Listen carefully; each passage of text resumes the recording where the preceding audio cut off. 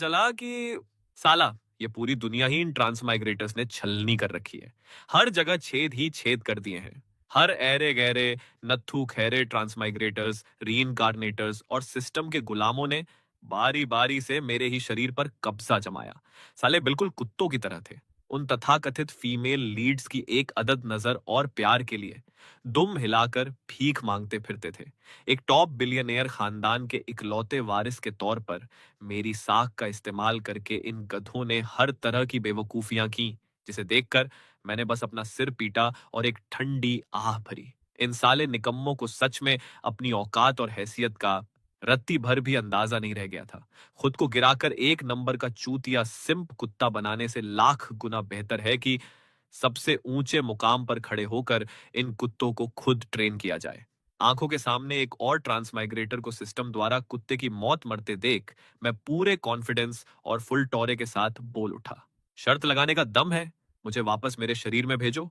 3 महीने के अंदर अंदर मैं इन सारी सो कोल्ड कैप्चर टारगेट्स को अपने घुटनों पर ला दूंगा। अहंकारी साले, तू तो बस एक अदना सा कीड़ा है। सिस्टम ने हंसते हुए ताना मारा। जिन तगड़े हीरोज को तूने खुद चुना था वो तो उन लड़कियों के कपड़ों का कोना तक नहीं छू पाए। कमरे में छाए एक गहरे सन्नाटे के बाद सिस्टम आखिरकार मान गया। मिशन के पहले स्टेज के लिए सिर्फ 48 घंटे मिलेंगे। अगर फेल हुआ तो तेरा अंजाम इन बाकी के चूतियों से 10 गुना बदतर होगा। मंजूर है। और तभी एक तेज सफेद रोशनी चमकी और जब मैंने आंखें खोली तो मैं एक बड़े आलीशान बेड पर लेटा हुआ था। मैंने शीशे में अपना चेहरा देखा। रंग बिल्कुल उड़ा हुआ था और कलाई पर साफ साफ नस काटने का वो भद्दा निशान दिख रहा था जो पिछले वाले चूतिए ट्रांसमाइग्रेटर ने उन अमीर घराने की मैडमों को इम्प्रेस करने के लिए बनाया था। सच में इतनी घिन आ रही थी कि इन गधों ने मेरे आलीशान शरीर की ऐसी तैसी करके रख दी। बड़े छोटे सरकार, मालिक आपको नीचे बुला रहे हैं। बटलर अपनी बात पूरी भी नहीं कर पाया था कि कागज के क्रेन से भरा एक कांच का जार उसके कान के पास से सनसनाती हुई निकली और दीवार से टकराकर चकनाचूर हो गई। ये भी उसी एक आशिक मिजाज ट्रांसमाइग्रेटर की करतूत थी जिसने उन लड़कियों के तलवे चाटने के लिए एक एक कागज का क्रेन अपने हाथों से मोड़ा था। जाहिर है एंड में वो इसे दे भी नहीं पाया और रिजेक्ट हो गया। फर्श पर बिखरे कांच के टुकड़ों को अपने जूतों तले कुचलते हुए मैं उस घुमावदार सीढ़ी से नीचे की तरफ उतरने लगा। डाइनिंग रूम में ओल्ड ये यानी मेरे पिताजी एक फाइनेंशियल रिपोर्ट देख रहे थे। उन्होंने अपना सिर उठाकर देखना तक गंवारा नहीं समझा। इस अचानक से निखट्टू बन चुके बेटे से अब वो ज्यादा बात भी नहीं करना चाहते थे। मैंने सुना है कि आप मुझे स्कूल से निकलवाने का पूरा जुगाड़ कर रहे हैं। मोयर्शी एकेडमी, जो पूरे यूरो एशिया के सबसे अमीर और ताकतवर रईसों का गढ़ माना जाता है। जो भी यहाँ से पास आउट होता है वो पूरे कॉन्टिनेंट की किस्मत अपने हाथ में रखता है। और वहां से लात मारकर निकाला जाना यानी इस फैमिली से हमेशा के लिए पत्ता कटना। तुझे क्लास सी में डिमोट कर दिया गया है। बोर्ड ऑफ डायरेक्टर्स का यही आखिरी फैसला है। तो मेरे लिए एक आखिरी मौका सेट कर दीजिए। अगर मैं इस बार के मंथली एग्जाम में टॉप कर गया तो मैं अपनी खोई हुई गद्दी वापस छीन लूंगा। पिताजी ने अपनी आंखें ऊपर उठाई। अखबार पकड़े हुए उनके हाथ हल्के से कांप उठे। उनके सामने खड़े इस बेटे का जो खतरनाक और दबंग ऑरा था वो बेहद जाना पहचाना लग रहा था। उनकी आवाज में थोड़ी झिझक साफ महसूस हो रही थी। चाहे पहले जो भी बकवास हुई हो, मुझ पर एक आखिरी बार भरोसा रखिए। अगर मैं फेल हुआ तो मैं खुद अपनी मर्जी से सारी वसीयत, जायदाद और शेयर्स छोड़ दूंगा। उसके बाद मेरा इस ये फैमिली से दूर दूर तक का कोई वास्ता नहीं रहेगा। पिताजी की नजरें मेरे इस फौलादी और जिद्दी चेहरे पर टिक गई और आखिरकार उनकी सारी नाराजगी एक भारी आह के साथ पिघल गई। वो आखिरी महीना शुरू हो चुका था और मेरी लग्जरी सुपर कार मोयर्शी एकेडमी के बाहर आकर रुकी।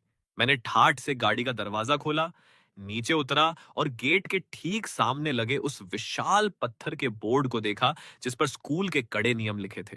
3 साल पहले जब मैं मोयर्शी एकेडमी का सबसे चमकता हुआ सितारा था, तब मैंने खुद अपने हाथों से इस पत्थर पर ये सारे नियम खोदे थे। अरे जरा देखो तो कौन आया है। क्या ये हमारे बड़े नवाब साहब ये चेन नहीं है? एक घुंघराले बालों वाला लड़का टहलते हुए पास आया और कमीनेपन से एक मैकेनिकल पेन से मेरी पीठ पर खींचने लगा। मैंने सुना है कि पिछले हफ्ते तुम्हारी इतनी मोटी चमड़ी थी कि तुम लियो फैमिली की ग्रैंड पार्टी में बिना बुलाए घुस गए। जहां उनके बॉडीगार्ड्स ने तुम्हें कचरे की तरह उठाकर स्विमिंग पूल में फेंक दिया। कैसा लगा पानी का स्वाद? अरे हाँ, ये भी सुना है कि तुमने बड़ी मालकिन छू नियनसी के पियानो को छूने की गुस्ताखी भी की थी। हा हा। नतीजा ये हुआ कि तुम्हें पियानो समेत लात मारकर बाहर फेंक दिया गया। हा हा। तभी दिमाग में सिस्टम की वो मनहूस आवाज गूंजी। स्टेज 1 मिशन, कैप्चर टारगेट चू नियनसी के इमोशंस का उतार चढ़ाव यानी इमोशनल फ्लक्चुएशन हर हाल में 50% तक पहुंचना चाहिए। मिशन की टाइम लिमिट 47 घंटे 59 मिनट। छू नियनसी, जो 8 बड़े बिलियनेयर घरानों में से एक छू परिवार की वारिस है, पूरे यूरो एशिया की सबसे कम उम्र की म्यूजिक सेंट और संगीत के पीछे पागल एक सन की लड़की है। मेरी आंखों में एक तीखी चमक और मजाक तैर गया।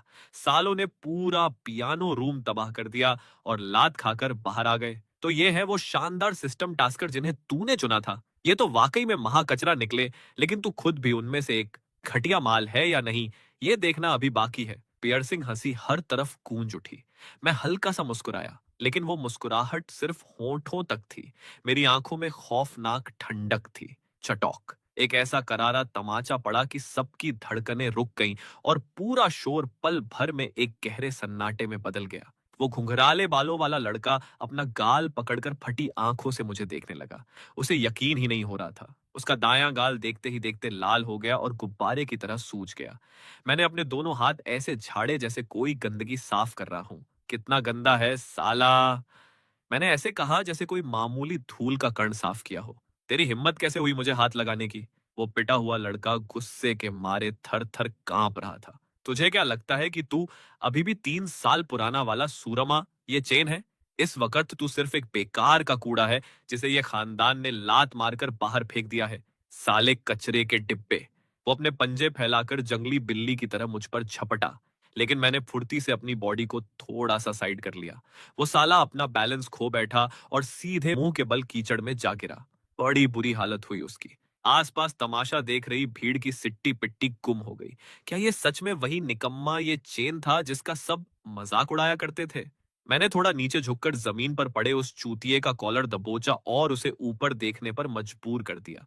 तूने मेरे बेशकीमती 3 मिनट बर्बाद किए हैं साले। इसकी कीमत कैसे चुकाने का इरादा है तेरा? बस बहुत हुआ। अचानक एक बेहद तीखी, रौबदार और बर्फीली आवाज गूंज उठी। बाई निंगबिंग हमसे कुछ दूरी पर खड़ी थी। उसके बदन से ऐसा खतरनाक ठंडा ऑरा निकल रहा था जो लोगों को कोसों दूर रहने पर मजबूर कर दे। स्टूडेंट काउंसिल के डिसिप्लिनरी डिपार्टमेंट की हेड होने के नाते उसके सीने पर लगा वो आयरिस बैज उसके रौब को 4 गुना बढ़ा रहा था। दिमाग में घंटी बजी। Capture target detected. बाई निंगबिंग। शुरुआती फेवरेबिलिटी रेटिंग -70। वो अपनी लंबी पतली उंगलियों से मेरी मोटी सी काली करतूतों वाली डिसिप्लिनरी फाइल पलट रही थी। मैंने छाती पर हाथ बांधे और अपनी बेबाक चील जैसी नजरों से उसे ऊपर से नीचे तक नापा। बाई निंगबिंग ने मेरी उस आर पार देखने वाली तीखी नजर को महसूस कर लिया। उसके चश्मे के पीछे उसकी भौहें हल्की सी सिकुड़ गई। एकेडमी का माहौल खराब करने का ये तुम्हारा 13वां मौका है और मार पिटाई करने का ये 5वां केस। उसने तपाक से एक फाउंटेन पेन निकाला और बिना सोचे समझे उस डिसिप्लिनरी नोटिस पर साइन ठोक दिए। स्टूडेंट ये चेन, स्कूल के कड़े कायदे कानूनों के मुताबिक स्टूडेंट काउंसिल के पास तुम्हें तुरंत लात मारकर बाहर निकालने का पूरा हक है। वाह! इतनी ईमानदारी और बिना किसी भेदभाव के फैसला मैडम डायरेक्टर। डरने के बजाय मैं एक ढीठ और उकसाने वाले अंदाज में एक कदम और आगे बढ़ गया। मेरी उंगलियों ने उसकी एकदम कड़क इस्त्री की हुई साफ सुथरी यूनिफॉर्म को हल्के से छुआ। मेरी उंगली ने उसकी कॉलर बोन के ठीक नीचे एक अजीब सा घेरा बनाया, ठीक उसी जगह जहां मैंने पुराने दिनों में न जाने कितने दांतों के काटने के निशान छोड़े थे। पाई निंगबिंग की आंखें गुस्से से काली पड़ गईं। वो इस बदतमीज हाथ को झटकने के लिए जैसे ही अपना हाथ उठाने वाली थी, तभी एक बेहद स्ट्रॉन्ग और रियल परफ्यूम की खुशबू, देवदार की वो जानी पहचानी ठंडी महक सीधे उसकी नाक से टकराई। उसकी आंखें फटी की फटी रह गईं। ये महक कोई मामूली इत्र नहीं था, ये वही इकलौती और अनोखी खुशबू थी जो सिर्फ और सिर्फ मेरे असली वजूद से आती थी। ये नजारा देखकर तमाशाबीनों की भीड़ में एक और जबरदस्त खलबली मच गई। सब ऐसे हांफने लगे जैसे कोई चमत्कारी अजूबा देख लिया हो। बाई निंगबिंग अचानक होश में आई। उसने नीचे देखा और बड़े हिंसक अंदाज में मेरी कलाई दबोचकर मुझे उसी ठंडे पत्थर के बोर्ड से सटा दिया। उसकी आवाज एकदम धीमी और खतरनाक हो गई, जिसे सिर्फ हम दोनों ही सुन सकते थे। तुम्हारी इस परफ्यूम की खुशबू को इस्तेमाल करने की औकात नहीं है। दफा हो जाओ अपनी क्लास में। अगर दोबारा कोई भी बकवास की, तो मैं खुद तुम्हें घसीटते हुए इस एकेडमी से बाहर फेंक दूंगी। टारगेट बाय निंगबिंग की फेवरेबिलिटी रेटिंग -80। सिस्टम की उस मशीनी आवाज में साफ साफ मजाक उड़ता हुआ सुनकर भी मुझे रत्ती भर की टेंशन या फिक्र नहीं हुई। बल्कि सच कहूं तो उसकी फेवरेबिलिटी जितनी कम हो रही थी, मेरे लिए उतनी ही बढ़िया खबर थी। इससे यह साबित हो गया कि वो नकली और फ्रॉड ट्रांस माइग्रेटर्स से बेइंतहा नफरत करती थी, जिन्होंने मेरे जिस्म पर कब्जा किया था। जैसे ही मैंने क्लास सी के कमरे में कदम रखा, वहां का पूरा माहौल एक सेकंड के लिए बिल्कुल बर्फ की तरह जम गया। साफ बात थी कि स्कूल के गेट पर जो तमाशा हुआ था, वो आग की तरह पूरे स्कूल में फैल चुका था। हर तरफ से अजीब और गरीब नजरें मुझ पर आकर टिक गईं, जिसमें नफरत, हिकारत और शक साफ दिख रहा था। उन सबको इग्नोर मारते हुए मैं सीधा कोने वाली अपनी सीट की तरफ बढ़ने लगा। तभी क्लास मॉनिटर जियांग लिली जानबूझकर जोर से ताना मारते हुए बोली, हूँ, इतना क्या हीरो बन रहा है रे साले? वैसे भी तू लात खाकर निकलने वाला है और एक नंबर का लूजर बनने वाला है। जियांग लिली जानबूझकर ऊंची आवाज में मेरा मजाक उड़ा रही थी। वो उसी घुंघराले बाल वाले चूतिए की चमची और दीवानी थी, जिसे मैंने सुबह कूटा था। बहुत चों चों कर रही है तू।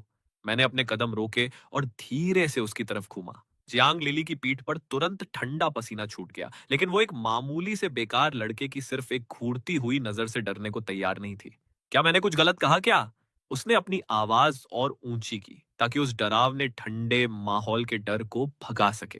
दिन भर साला कौआ चला हंस की चाल चलने, उन अमीर घर की लड़कियों के आगे पीछे दुम हिलाकर भीख मांगता रहता है। दूसरों की नजरों में तू एक फटे हुए जोकर से बढ़कर कुछ नहीं है। खचाक! एक फाउंटेन पेन उसके ठीक पीछे की दीवार में गहराई से जा धंसा। जियांग लिली की बोलती एक झटके में बंद हो गई। वो पेन उसकी कनपटी से आधे इंच से भी कम दूरी पर था।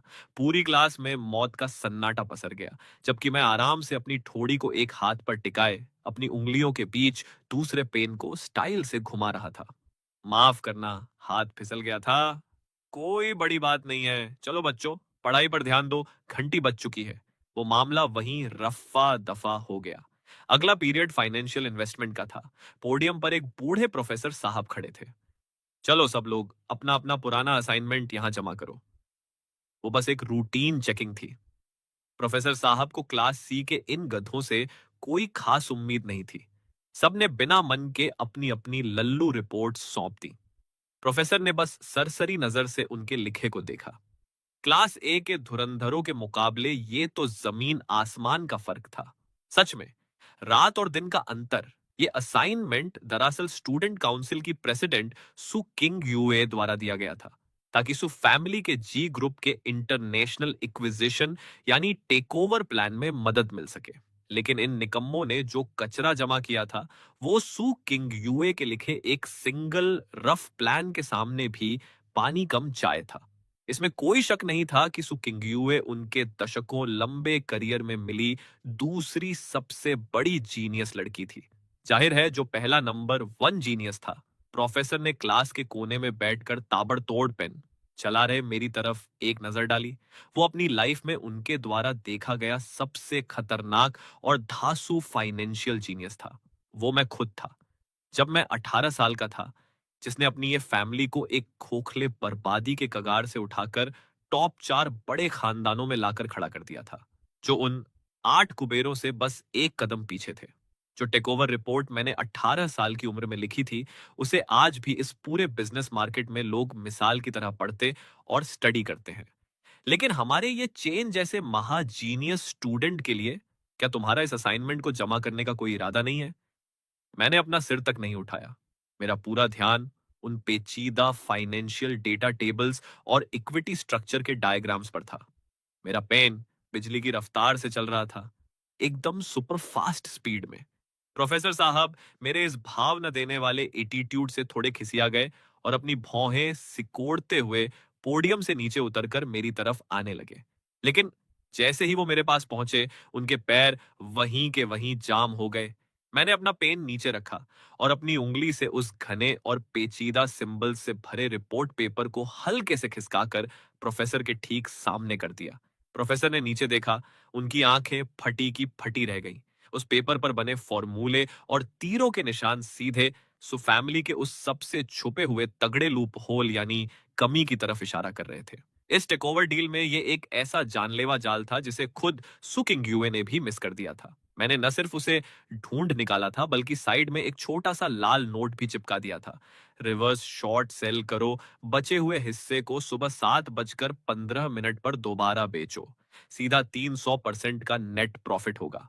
ये साला कोई नॉर्मल असाइनमेंट नहीं था, बल्कि एक खुली धमकी भरा लेटर था। अगर इस प्लान का इस्तेमाल करके फैमिली की डील में टांग अड़ाई जाती तो उनका इतना तगड़ा नुकसान होता कि वो गिन भी नहीं पाते। प्रोफेसर के हाथ बिना रुके कांपने लगे। उन्होंने झटके से अपना सिर ऊपर उठाया। तुमने ये सब कैसे? मैंने आराम से अपनी एक भौहों ऊपर उठाई। क्या हुआ प्रोफेसर साहब, क्या आपको मेरे इस तरीके में कोई गड़बड़ी दिख रही है? पूरी क्लास का टेम्परेचर अचानक से एकदम गिर गया और सब अपनी सांसें रोक कर बैठ गए। यहां तक कि उस बड़बोली जियांग लिली का मुंह भी ऐसा बंद हुआ कि एक शब्द नहीं निकला। इस रिपोर्ट का क्या मतलब है जानते हो? इसका मतलब है कि तुमने सिर्फ एक क्लास के टाइम में, नहीं नहीं, उससे भी कम टाइम में, फैमिली के सालों से जोड़ तोड़ कर बनाए गए इस महाप्लान की धज्जियां उड़ाकर रख दी हैं।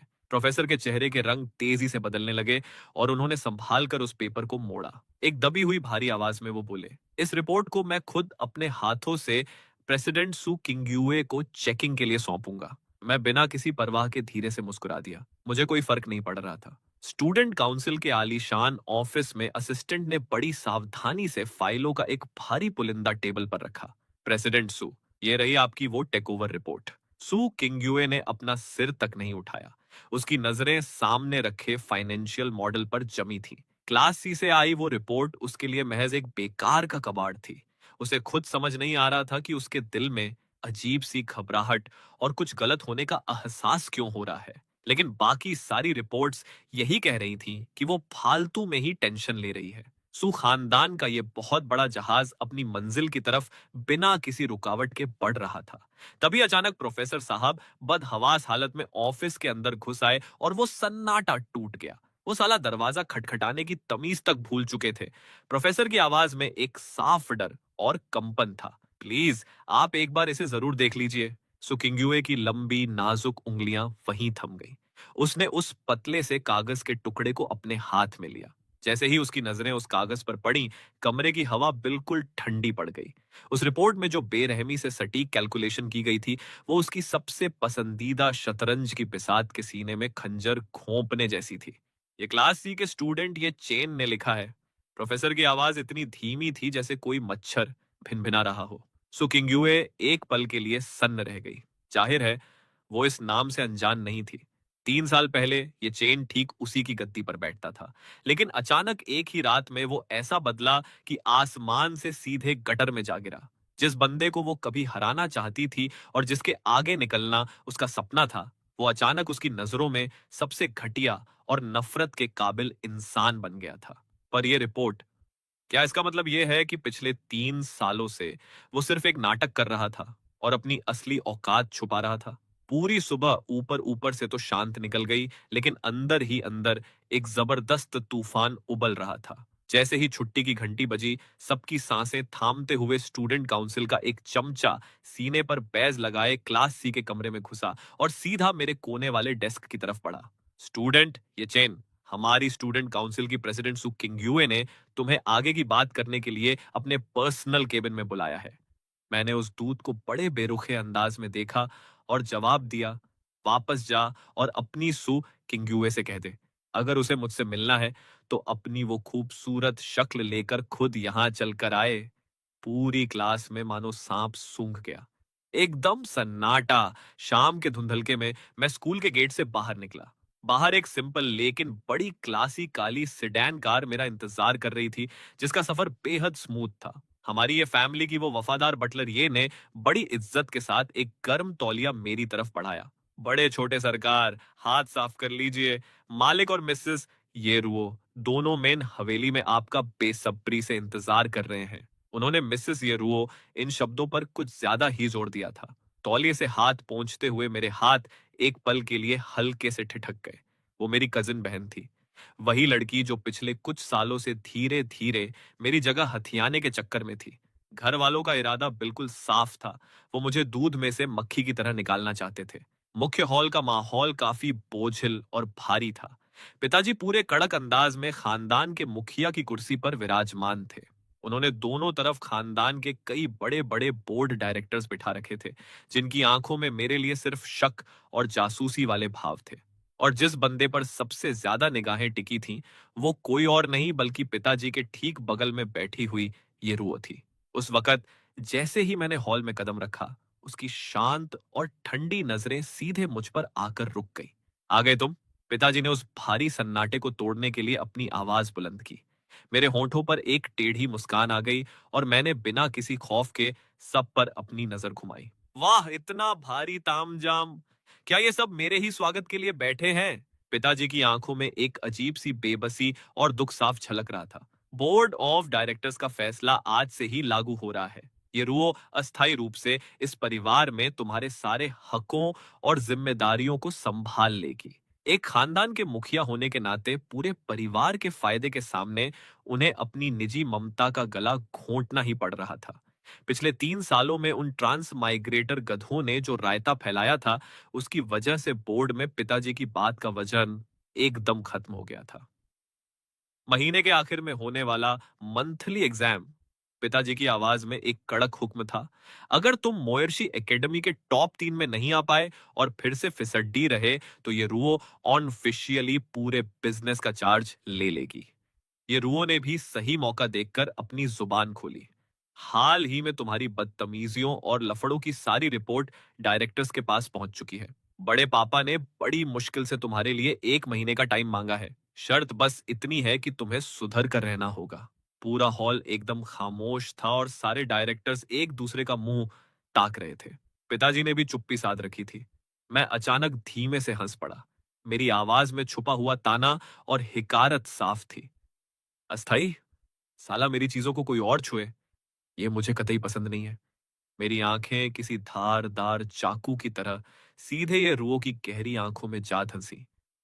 इस 1 महीने के दौरान अगर तूने पीठ पीछे थोड़ी सी भी उंगली करने या कोई गेम खेलने की कोशिश की, तो मैं अपने हाथों से तेरा काम तमाम कर दूंगा। कत्ल करने की वो खौफनाक ठंडी नीयत पूरे हॉल में एक बर्फीले झोंके की तरह फैल गई। सबकी रीढ़ की हड्डी में सिहरन दौड़ गई। मेरा काम सिर्फ इस ये परिवार के हितों की रक्षा करना है, उसने पलटकर जवाब दिया। तभी दिमाग में साला लाल बत्ती जली। वार्निंग, स्टेज 1 मिशन का सिर्फ 23 घंटे 55 मिनट बाकी है। मिशन को इग्नोर करने की सजा भुगतने के लिए तैयार रहो। एक हल्का सा झटका लगा और बिजली का एक करंट मेरे पूरे बदन और हड्डियों के आर पार निकल गया, जिसे नजरअंदाज करना नामुमकिन था। यह किसी हायर डायमेंशन यानी दूसरी दुनिया के भगवानों की तरफ से आई चेतावनी थी। अपनी मनमर्जी करने और मिशन को हल्के में लेने का फाइन था ये। मैंने मन ही मन एक क्रूर हंसी हंसते हुए सोचा कि साले, अब अखंड कंट्रोल नहीं हो रहा तुमसे। ऐसा लगता है कि इन दूसरी दुनिया के कीड़ों में भी कुछ न कुछ कमियां जरूर हैं। मैंने उस बदन के दर्द को कूड़े के भाव इग्नोर मारा और ठाठ से चलते हुए मोयर्शी एकेडमी के उस विशाल और आलीशान गेट के अंदर कदम रख दिया। स्टूडेंट ये चेन, पीछे से बर्फ की तरह एकदम साफ और ठंडी आवाज सुनाई दी। आसपास की पूरी चहल पहल एक झटके में थम गई। मैं थोड़ा सा रुका और बड़ी फुर्सत से पीछे घूमा। सो किंग्युए खुद रास्ता छोड़ती हुई भीड़ के बीच से शान से मेरी तरफ बढ़ रही थी। उसने स्कूल की सफेद यूनिफॉर्म पहन रखी थी, लेकिन उसका ऑरा किसी शाही एम्प्रेस जैसा था। उसकी हर चाल ढाल से एक पुराने खानदानी रईस का रोब और प्रेशर साफ झलक रहा था। मैंने मन ही मन ताना मारा। मानना पड़ेगा, साला इस सिस्टम की लड़कियों को चुनने की चॉइस बड़ी कातिलाना है। अरे साक्षात हमारी स्टूडेंट काउंसिल प्रेसिडेंट पधारी हैं। मेरी भौहें ऊपर चढ़ गईं जब मेरी नजरें उसकी उन बेहद रहस्यमयी जादुई बैंगनी आंखों से टकराईं। मैं भी सोचूं कि ऐसा कौन सा पहाड़ टूट पड़ा है जो आपको खुद चलकर यहां आना पड़ा। सु किंग्युए के होंठों पर एक परफेक्ट लेकिन बेहद ठंडी और प्लास्टिक जैसी स्माइल तैर गई। स्टूडेंट ये चेन, कल तुमने जो फाइनेंशियल रिपोर्ट बनाई थी, उसमें मुझे काफी इंटरेस्ट आया है। क्या तुम मुझे ये सम्मान दोगे कि हम काउंसिल के ऑफिस में बैठकर इस पर थोड़ी गहराई से चर्चा करें? मैंने भी उतनी ही परफेक्ट नकली स्माइल चिपकाकर जवाब दिया। इतने प्यार भरे बुलावे को ठुकराना तो पाप होगा। वहां मौजूद जलने वाले और हैरान लोगों की अनगिनत नजरों को झेलते हुए मैं सुकाई किंग्युए के पीछे पीछे स्टूडेंट काउंसिल की उस बिल्डिंग में घुस गया, जो इस पूरे स्कूल के पावर का सेंटर थी। एकदम आलीशान और डरावनी। ये जगह वैसी ही थी जैसी 3 साल पहले मेरे जमाने में हुआ करती थी। बस अब यहाँ एक अजीब सी पराई और ठंडी हवा बह रही थी। स्टूडेंट ये चेन, मुझे फालतू की जलेबी बनाना पसंद नहीं है। तुम अच्छी तरह जानते हो कि तुम्हारी वो रिपोर्ट हमारे सुपरिवार के उस सबसे बड़े प्रोजेक्ट के लिए क्या मायने रखती है जिस पर हमने बरसों मेहनत की है। सुकिंग्युए उस विशाल कांच की खिड़की के सामने रोशनी की तरफ पीठ किए खड़ी थी और फिर वो घूमकर मेरी तरफ पलटी। मैं बस इतना चाहती हूं कि तुम इस रिपोर्ट की बातों को अपने पेट में ही पचा कर रखो, ताकि हमारी सु फैमिली का काम बिना किसी रोड़े के आराम से पूरा हो सके। बदले में मैं तुम्हारी कोई भी एक जायज मांग पूरी कर सकती हूँ। ये सीधा साधा एक सौदा था और साथ ही ये उसका एक तरीका था यह दिखाने का कि पूरा गेम अभी भी उसी के कंट्रोल में है। मैडम प्रेसिडेंट का वादा तो सुनने में बड़ा महंगा लगता है, पर क्या ये आपके उस आलीशान और बड़े प्रोजेक्ट की टक्कर का भी है जिसे हथियाने के लिए सु खानदान ने अपनी एड़ी छोटी का जोर लगा दिया? सु किंग्युए की भौहें बहुत मामूली सी सिकुड़ गईं। उसने मन ही मन सोचा, साला भूखा भेड़िया सीधे बड़ा शिकार मांग रहा है। वो अंदाजा लगाने लगी कि मैं क्या कीमत मांग सकता हूँ और बैकअप में मुझे ठिकाने लगाने का प्लान भी सोचने लगी। लेकिन मैंने अचानक से अपना गियर बदला और मेरे होंठों पर एक कातिलाना मुस्कान आ गई। ये राज तो मैं ऐसा छुपा कर रखूंगा कि साला परिंदा भी पर नहीं मार पाएगा। सो किंग्युए की आंखें एकदम गंभीर हो गई। साफ साफ बताओ, क्या चाहिए तुम्हें? मैंने थोड़ा आगे झुककर उसकी तरफ देखा और एक बड़ी ही अतरंगी और हावी होने वाली मुस्कान दी। मैं तुमसे एक खुली शर्त लगाना चाहता हूँ। अगले महीने होने वाले मंथली एग्जाम में पूरे स्कूल में नंबर 1 रैंक लाने की शर्त। सु किंग्युए की आंखों में आई उस पल भर की घबराहट का मजा लेते हुए मैंने अपना हुक्म का इक्का फेंक दिया। दम है तो शर्त लगा। अगर तू हारी तो ये स्टूडेंट काउंसिल प्रेसिडेंट की गद्दी मेरी होगी और तू हमेशा के लिए मेरी बंदी बनेगी। एक जबरदस्त नफरत और कड़वाहट सुकिंग्युए के दिल में जहरीली बेल की तरह फैल गई। तो साला इतनी लंबी नौटंकी घुमाने के बाद भी बात आकर वहीं अटकी। ये सो कॉल्ड टैलेंट का दिखावा और धमकियां, सब कुछ बस मेरे इस शरीर को पाने और उसकी उसी घटिया ठरकी और गंदी सोच का हिस्सा थी। दिमाग में फिर आवाज आई, टारगेट सुकिंग्युए की फेवरेबिलिटी रेटिंग -50। मेरे चेहरे की मुस्कान टस से मस नहीं हुई। मेरी नजरें किसी महंगे शोरूम में आए ग्राहक जैसी थीं, जो बड़ी तसल्ली से सुकिंग्युए को एक कीमती सामान की तरह परख रहा हो।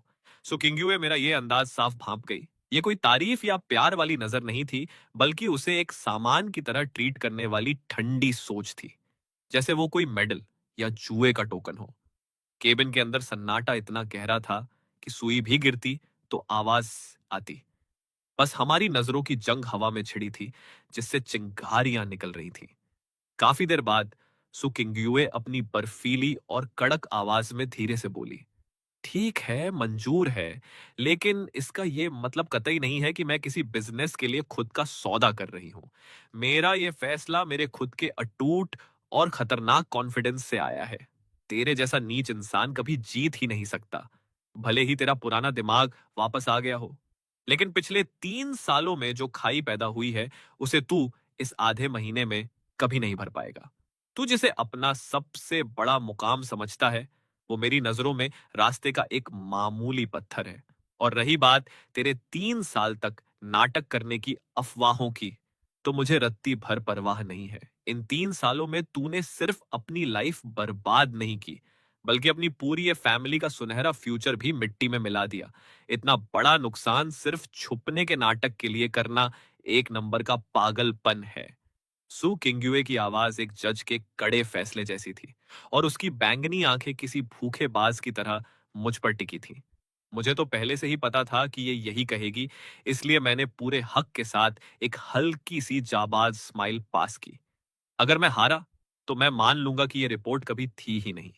तुम्हारी डील में 1 मिलीमीटर की भी टांग नहीं अड़ाऊंगा और हमेशा के लिए इस मोयर्शी एकेडमी को टाटा बाय बाय कह दूंगा। उन 8 कुबेरों की वसीयत की रेस से हमेशा के लिए बाहर। सो किंग्युए के बदन की परछाई ने मेरे पूरे वजूद को अपनी चपेट में ले लिया।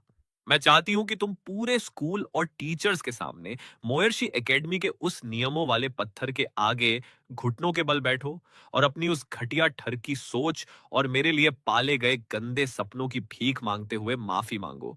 उसके बाद हमेशा के लिए इस एकेडमी और पूरे यूरो एशिया से दफा हो जाओ। अपनी बची हुई जिंदगी में यहां दोबारा पैर भी मत रखना। मेरी आंखों में खौफ का एक कतरा तक नहीं था, बल्कि एक्साइटमेंट के मारे मेरे पीले पड़े गाल एकदम लाल हो गए। बिना किसी कागज और पेन के हम दोनों के बीच एक अनकहा खौफनाक कॉन्ट्रैक्ट साइन हो चुका था। टेबल पर दांव पर लगी थी सबसे बड़ी ताकत, खानदान का नाम, खुद की आजादी और एक बेहद शर्मनाक हार। मैं तो साला सुपर एक्साइटेड था। सिस्टम का डेटा कहता है कि तू साले उससे किसी भी हालत में जीत नहीं सकता, तेरी हार पक्की है। तभी तो असली मजा आएगा ना साले। मुझे वैसे भी बोरिंग और आसान सट्टे पसंद नहीं है।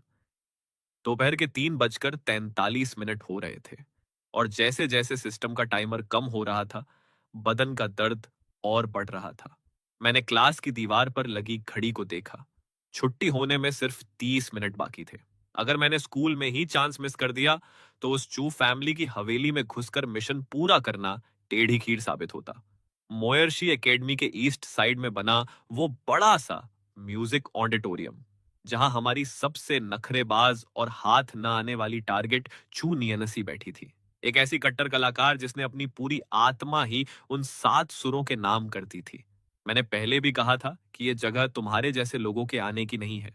उसके एक एक शब्द में भारी थकान और मुझे लात मारकर भगाने का इरादा साफ दिख रहा था। मैंने ऐसा नाटक किया जैसे साला कुछ सुनाई ही न दिया हो। मेरी नजर पियानो के कवर से फिसलती हुई उस पर बिखरे कुछ पीले पड़ चुके कागजों पर जा टिकी। उन पर लिखे सुरों के निशान इस कदर काटे पीटे गए थे कि कुछ पहचानना भी मुश्किल था। न जाने कितने बदलाव के सिंबल्स, कटी हुई लाइनें और गुस्से में चलाई गई पेन की स्याही वहां एक अजीब सा कचरा बनी हुई थी। बिल्कुल वैसे ही जैसे कोई तड़पती हुई आत्मा बेबसी के दलदल में हाथ पैर मार रही हो। ये 47वीं बार जहां तुमने ए मेजर स्केल को बदलकर ए माइनर स्केल कर दिया। तुमने इसे 17 बार बदला, मुश्किल सुरों को आपस में मिक्स किया, यहां तक कि बेसिक्स की सीमाएं भी लांघ दी। फिर भी तुम्हें तसल्ली नहीं मिली। साफ बताओ क्या दिखाना चाहती हो। मेरा हाथ धीरे से उसके कंधे को सहलाने लगा। मेरी आवाज किसी जादुई मायावी जैसी हो गई जो सीधे दिल पर वार करे। टारगेट चू नियनसी का इमोशनल लेवल 35% तक हिल चुका है। दफा हो जाओ यहां से। चू नियंसी अपने दांत भींचकर चिल्लाई। उसकी आवाज डर के मारे कांप रही थी। इस वक्त उसने अपनी स्कर्ट को कसकर दबोच रखा था। उसके घुटने टेकने वाले थे और वो अपनी पूरी जान लगाकर उस अंदर उठने वाले खौफ को दबाने की कोशिश कर रही थी। पीछे हटने के बजाय मैं एक कदम और आगे बढ़ा और अपनी उंगलियों से उसके ठंडे और अकड़ चुके हाथ के पिछले हिस्से को सहलाने लगा। संगीत कभी झूठ नहीं बोलता, छू नियनसी। चलो मैं अंदाजा लगाता हूं कि इस धुन में क्या बह रहा है। ये साला सिर्फ और सिर्फ डर है। मेरी आवाज उसके लिए एक हथौड़े की तरह थी। ये एक जुल्म है। मैंने उंगली से थोड़ा सा दबाव बढ़ाया। ये हड्डियों तक में समाई हुई गहरी नफरत है। वो आखिरी के शब्द मैंने बिल्कुल उसके कान के पास जाकर फुसफुसाए। छून यनसी का पूरा बदन कांप उठा। उसने झटके से अपना हाथ छुड़ाना चाहा, लेकिन मैंने उसकी कलाई की नस को जोर से दबाकर लॉक कर दिया। उसने फटी आवाज में मना किया। वो रोने जैसी हालत में चीख रही थी। वो इस पियानो से, इन मनहूस सुरों से और लोगों की नजरों में बने उस झूठे म्यूजिक जीनियस के ठप्पे से दिल से नफरत करती थी। छून यनसी। मेरी निगाहें उसके कांपते कंधों के पार जाकर सीधे उसकी आत्मा में झांकने लगी, जहां मुझे अंधेरे कमरे में सुबकती हुई एक छोटी सी बच्ची की परछाई साफ दिखी। मेरी आवाज अचानक बहुत साफ और कड़क हो गई, जिसमें एक जज के आखिरी फैसले जैसी क्रूरता थी। तेरी मां, जो सदियों में एक बार पैदा होने वाली महान पियानो आर्टिस्ट थी, तूने सिर्फ उनके चक्कर में इस संगीत को हाथ लगाया। उनकी वजह से वो बचपन के जीनियस का ताज पहना। लेकिन उन्हीं की वजह से आज तू इस पियानो की बेड़ियों और अंधेरे से नफरत करती है। इसीलिए तू अपनी ये धुन कभी पूरी नहीं कर पाती। मैंने उस महंगे पियानो पर बिखरे कागजों के ढेर को देखा और हंसते हुए कहा, ये उनकी आत्मा की शांति के लिए लिखा गया रिक्वियम यानी शोक गीत है ना। टारगेट चू नियनसी का इमोशनल लेवल 85% के पीक पर पहुंच गया। स्टेज 1 मिशन पूरा। चू नियनसी के रोने और सिसकियों की आवाज सिस्टम के उस ठंडे शोर में मिल गई। जाहिर है साला तड़पना भी तो एक तरह का इमोशनल ड्रामा ही है। ये उसकी अपनी माँ की रूह को तसल्ली देने की आखिरी कोशिश थी और खुद को उस पाप से आजाद कराने का इकलौता सहारा भी।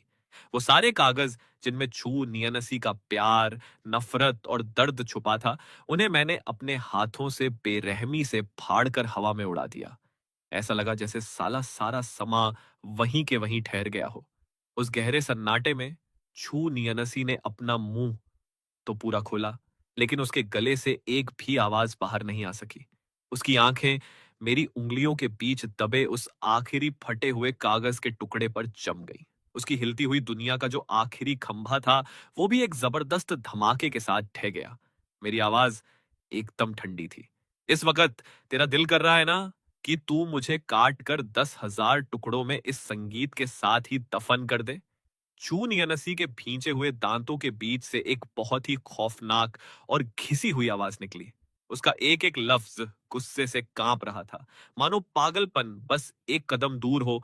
वो साली मुझे अपने साथ नरक में घसीटने के लिए पूरी तरह तैयार थी।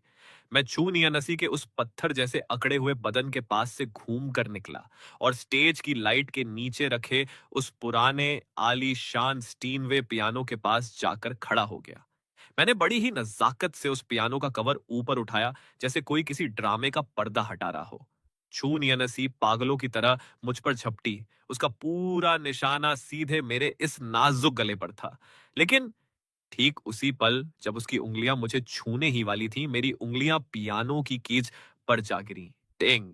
एक ऐसी साफ और सुरीली आवाज निकली जैसे पहाड़ों की बर्फ पिघल कर बह रही हो। उस धुन के रोब ने पूरे हॉल के सन्नाटे को चीर कर रख दिया। चून या नसी जैसे किसी अदृश्य दीवार से जाकर टकरा गई। वो लड़खड़ाकर 2 कदम पीछे हटी। उसके घुटने सीधे उस ठंडे संगमरमर के फर्श पर जा लगे और वो फटी आंखों से पियानो बजाती हुई मेरी पीठ को देखने लगी। उसकी आंखों का वो पागलपन अब एक बहुत ही गहरे और हैरान कर देने वाले झटके में बदल चुका था। वो सुर बहने लगे, भारी और गहरे, जिनमें एक ऐसा दर्द छुपा था जिसे शब्दों में बयां करना नामुमकिन था। उसकी पुरानी धूल जमी यादें अचानक एक जबरदस्त तूफान बनकर वापस लौट आई। जब वो 9 साल की थी, उसकी लाइफ का इकलौता फेल हुआ पियानो एग्जाम। तेज बुखार की वजह से उसका सांस लेना भी दूभर हो रहा था और गला जल रहा था। पूरी दुनिया गोल गोल घूम रही थी और उसके पास बचा था तो सिर्फ हार का वो खौफनाक सन्नाटा। उसने 3 गलत सुर दबा दिए थे। ये सब उस मनहूस बीमारी की वजह से हुआ था, क्योंकि वो कमजोर और निकम्मी थी। सोचो उसकी माँ उस पर कितना गुस्सा होती। वही औरत जिसने अपने सारे अधूरे अरमान और ख्वाब इस छोटी सी बच्ची के कंधों पर लाद दिए थे। और तभी दबे पांव किसी के हल्के से कदम बढ़ाने की आवाज आई थी। उसके बाद एक हल्की सी क्लिक की आवाज के साथ पियानो का कवर खुला था और ठीक उसके बाद हवा में हूबहू यही धुन गूंजी थी। वो धुन किसी बहुत ही प्यारे और नर्म हाथ की तरह उसके डर और उस भयानक बुखार को सहला रही थी। उस तेज बुखार में उसका दिमाग सुन्न था। उसे पता तक नहीं था कि वो पियानो कौन बजा रहा है। उसे बस इतना याद था कि उस धुन को सुनकर ऐसा लगा था जैसे कोई फरिश्ता उसे दुनिया के सारे दुखों से बचा रहा हो। बाद में उसने न जाने कितनी बार उस पियानो बजाने वाले की परछाई को ढूंढने की कोशिश की, पर सब बेकार रहा। लेकिन आज वही धुन मेरी उंगलियों से इतनी साफ बह रही थी, मानो बरसों पुराने उस ठंडे वक्त को चीरकर सीधे उसके दिल के पार हो गई हो। मेरी आवाज एक कड़े अदालती फैसले की तरह गूंजी। ये धुन तेरी माँ ने उस आखिरी शर्त से पहले खुद बनाई थी। जब से तूने होश संभाला, तेरी माँ इस पूरे कॉन्टिनेंट का सबसे बड़ा नाम थी। जब तू 8 साल की हुई, वो एक बाजी हार गई और हमेशा के लिए इस आर्ट की दुनिया से संन्यास ले लिया। उसके बाद से वो एकदम सनकी और क्रूर बन गई और अपने सारे अधूरे ख्वाबों को भारी बेड़ियां बनाकर तेरे इन नाजुक कंधों पर लाद दिया। दिन गुजरते गए, साल बीतते गए, ये पियानो तेरे लिए सजा का सामान बन गया, तेरा टैलेंट एक अभिशाप बन गया और तू बस उनकी ख्वाहिशें पूरी करने वाली एक मशीन बनकर रह गई। इसीलिए तू भी कभी खुद के उस असली रूप से प्यार करती थी जो कभी फेल होती थी, कभी बीमार पड़ती थी, कभी डरती थी, न कि इस टैलेंटेड बेजान पुतले से। छू नियनसी के गर्म आंसू किसी टूटे हुए बांध की तरह उसकी आंखों से बह निकले। टारगेट छू नियनसी इमोशनल लेवल रिकॉर्ड तोड़ 97% पर पहुंच चुका है। उस आखिरी सुर की गूंज ऑडिटोरियम की छत से टकराई और धीरे से सन्नाटे में खो गई। मैं उठ खड़ा हुआ और उस भारी लकड़ी के नक्काशीदार दरवाजे की तरफ बढ़ने लगा। पीछे से छू नियनसी की फटी और भारी आवाज आई, जैसे तपती गर्मी में कोई कराह रहा हो। बिना पीछे मुड़े मेरी आवाज एकदम सपाट लेकिन हुक्म से भरी थी। मैं उम्मीद करता हूं कि अगली बार मुझे तेरे खुद का लिखा हुआ असली शोक गीत सुनने को मिलेगा। मिशन पूरा हुआ साले। काम बढ़िया किया तूने। तारीफ के लिए शुक्रिया साले। मेरी आंखों में कोई खुशी नहीं थी। ये बार बार गला घोंटने वाला सिस्टम का एहसास सच में बड़ा बकवास था। इनाम के तौर पर तू मुझसे कोई भी एक मदद मांग सकता है, जैसे कि इस मंथली एग्जाम में नकल कराने का पूरा जुगाड़ करवा दूं। उस मशीनी आवाज में कोई फीलिंग नहीं थी, लेकिन उसका ताना सीधे मेरे दिमाग में चुभ रहा था। रहने दे साले, कोई जरूरत नहीं है। मेरी आंखों में वो खतरनाक कॉन्फिडेंस था जो दुनिया की हर चीज को ठुकरा दे। हाँ, पर एक काम जरूर है जो तुझे करना पड़ेगा। मेरी कलाई का ये भद्दा निशान हमेशा के लिए गायब कर दे। वो कलाई का घाव महंगी दवाइयों से साफ होने के बाद अब एक कांटेदार टैटू जैसा दिख रहा था, जो आंखों में चुभता था। मैं उन जोकर ट्रांसमाइग्रेटर्स की छोड़ी हुई एक एक गंदी निशानी को अपने इस आलीशान बदन से खुरच कर साफ कर देना चाहता हूँ। ठीक है साले, उम्मीद है बाद में रोएगा नहीं। तभी कलाई पर एक हल्की सी गर्माहट महसूस हुई और वो कांटेदार टैटू धीरे धीरे हवा में गायब हो गया। मेहरबानी साले। उधर स्टूडेंट काउंसिल के दफ्तर में सू के किंगुए अपनी बड़ी सी टेबल के पीछे बैठी थी और उसकी उंगलियां बार बार उस शीशे जैसी चिकनी टेबल को खटखटा रही थी। वो खटखट की धीमी आवाज साफ बता रही थी कि बाहर से शांत दिखने वाली ये लड़की अंदर से पूरी तरह हिली हुई है। जरा उस ये चेन की डिसिप्लिनरी फाइल मेरे पास लेकर आओ। बाई निंगबिंग टेबल से कुछ ही दूरी पर खड़ी थी। फाइलों को नीचे रखते हुए उसके हाथ एक पल के लिए हल्के से रुक गए। उनकी फाइल? पाई निंगबिंग की आवाज में एक अजीब सी कड़वाहट और छुपा हुआ शक साफ था। पिछले 3 सालों में उस चूतिए ने जो जो कांड किए हैं, उनके बारे में तो हमारी मैडम प्रेसिडेंट से बेहतर कौन जानता है। अचानक तुम्हें उसमें इतना इंटरेस्ट कब से आने लगा? सु किंग्युए ने उसके बात करने के लहजे में अपने लिए छिपी वो नाराजगी साफ पकड़ ली। वे सब तो ठीक है, पर मैं तुमसे पूछना चाहती हूँ कि तुम्हें उसके मामलों में इतनी मिर्ची क्यों लग रही है? क्या सच में ऐसा है? मुझे बस ताज्जुब हो रहा है। क्लास सी का वो कूड़ा जो कल स्कूल से लात खाकर बाहर होने वाला है, उसकी रद्दी फाइलों को टटोलने के लिए तुम अपना इतना कीमती वक्त क्यों खराब कर रही हो? सो किंग्युए ने बाई निंगबिंग की उस ठंडी और भेदने वाली नजर का सामना किया। उसकी बैंगनी आंखों की गहराइयों में एक नया तूफान उमड़ रहा था। शायद इसलिए क्योंकि अब मेरे लिए उसका बर्ताव पूरी तरह बदल चुका है। बदल गया। जब सू किंग्युए जैसी पत्थर दिल और शांत लड़की खुद कह रही है कि वो बदल गया है, तो बात में कुछ तो दम था। पाई निंगबिंग की नजरें एक बार फिर सू किंग्युए के उस चेहरे पर टिकी। वो उसके हाव भाव से कोई राज उगलवाना चाहती थी, लेकिन हाथ कुछ नहीं लगा। हमारी ये फैमिली की वो लाल रंग की चमचमाती लग्जरी कार सीधे हवेली के आंगन के बीचों बीच आकर खड़ी हुई। मैं कार के दरवाजे से टेक लगाकर खड़ा हो गया और अपनी उंगलियों से कलाई की उस जगह को सहलाने लगा जहां से अभी अभी बेइज्जती का वो दाग मिटाया गया था। दूसरी मंजिल के स्टडी रूम की बड़ी सी कांच की खिड़की के पीछे एक लंबा, छरहरा और खूबसूरत सा साया किसी कागज के पुतले की तरह चुपचाप खड़ा था। वहां खड़ी होकर क्या ताड़ रही है साली? ये रुओं की नजरें आंगन के बीचों बीच खड़े मुझ पर ही जमी हुई थी। मैंने डूबते हुए सूरज की रोशनी के बीच ऊपर देखा और हमारी नजरें आपस में टकराईं। मैंने बड़े ही बिंदास अंदाज में अपना दायां हाथ उठाया, उंगलियों से बंदूक का शेप बनाया और सीधे उस खिड़की के पीछे खड़ी लड़की पर निशाना साध कर एक नकली गोली दाग दी। मेरा यह स्टाइल साफ दिखा रहा था कि मुझे किसी के बाप का डर नहीं है। उसके बाद मैंने दोबारा उस खिड़की की तरफ मुड़कर भी नहीं देखा और सीधा हवेली के अंदर जाने के लिए घूम गया। जैसे ही मैंने मेन गेट के अंदर पैर रखा, ठीक उसी वक्त उस घुमावदार सीढ़ी पर हाई हील्स की खटखट गूंज उठी। ये रुओ बड़े नखरे से नीचे उतर रही थी। मोयर्शी एकेडमी की छुट्टी हुए पूरे 4 घंटे और 28 मिनट बीत चुके हैं। उसने स्टाइल से अपनी बाईं कलाई उठाई और घड़ी पर नजर डाली। स्कूल से यहां तक आने में नॉर्मल स्पीड से अगर ट्रैफिक भी मान लें तो ज्यादा से ज्यादा 15 मिनट का फर्क आना चाहिए था। तुझे कम से कम 3.5 घंटे पहले यहां होना चाहिए था। कहां गुलछर्रे उड़ा रहे थे? मेरे होंठों की वो टेढ़ी हंसी और गहरी हो गई। मेरी बेबाक नजरों ने ये रुओ के उस गुस्से से तने हुए चेहरे और भींचे हुए होंठों को अच्छे से देखा। साला, अब मेरा आना जाना भी तेरे जैसी एक टाइम पास रिप्लेसमेंट को पाई पाई करके रिपोर्ट करना पड़ेगा क्या? ये चैन, इसे जिम्मेदारी कहते हैं। वो बड़े कड़े शब्दों में जोर से बोली, ताकि तुम उन फालतू की लड़कियों के चक्कर में पड़कर दोबारा कोई वैसी ही चूतियापा हरकत न कर बैठो। फालतू के चक्कर, चूतियापा हरकतें। मैंने ये रुओ के उन्हीं शब्दों को दोबारा दोहराया। सच कहूं तो उन पिछले वाले गधों ने जो जो कांड किए थे, उनके लिए ये शब्द तो बहुत शरीफ और हल्के थे। मेरे कदम नहीं रुके।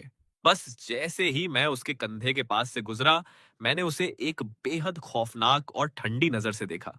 टेंशन मत ले साली। मेरी आवाज में कोई फीलिंग नहीं थी।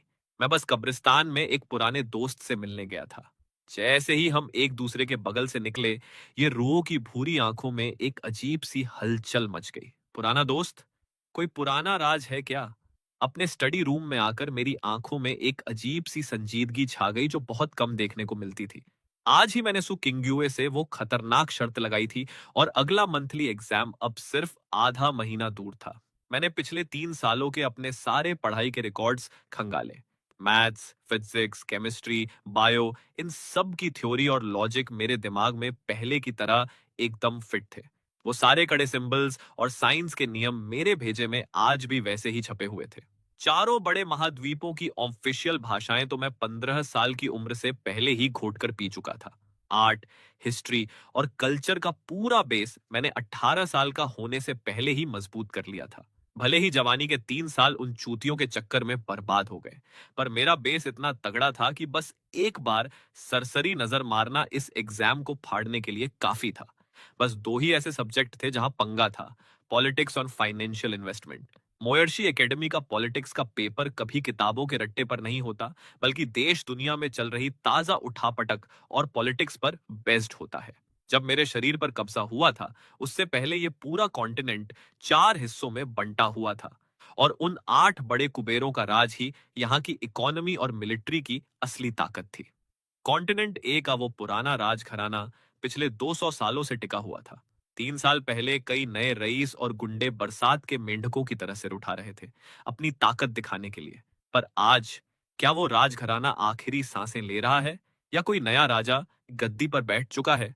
मैं इस खेल से पूरी तरह बेखबर था। रीजन सी और रीजन डी की ताकत सबसे कमजोर थी, इसलिए उन्होंने खुद को बचाने के लिए एक समझौता कर रखा था।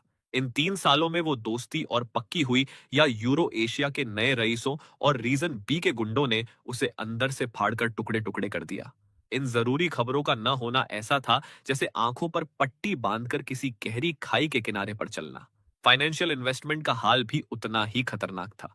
3 साल का वक्त किसी बड़े साम्राज्य को मिट्टी में मिलाने और किसी सड़क छाप ऐरे गहरे को आसमान पर बिठाने के लिए काफी होता है। मेरे गायब रहने के दौरान कौन सी नई कंपनियां मार्केट का बाप बन गईं या कौन से नए खतरे पैदा हो गए, कौन से पुराने रईस खानदान अंदरूनी लड़ाई की वजह से बर्बाद होने की कगार पर पहुंच चुके थे। इस छोटे से 14 दिनों के अंदर मुझे पिछले 3 सालों के पूरे बदले हुए नक्शे को रटना था। इस वक्त टाइम ही मेरा सबसे बड़ा भगवान था।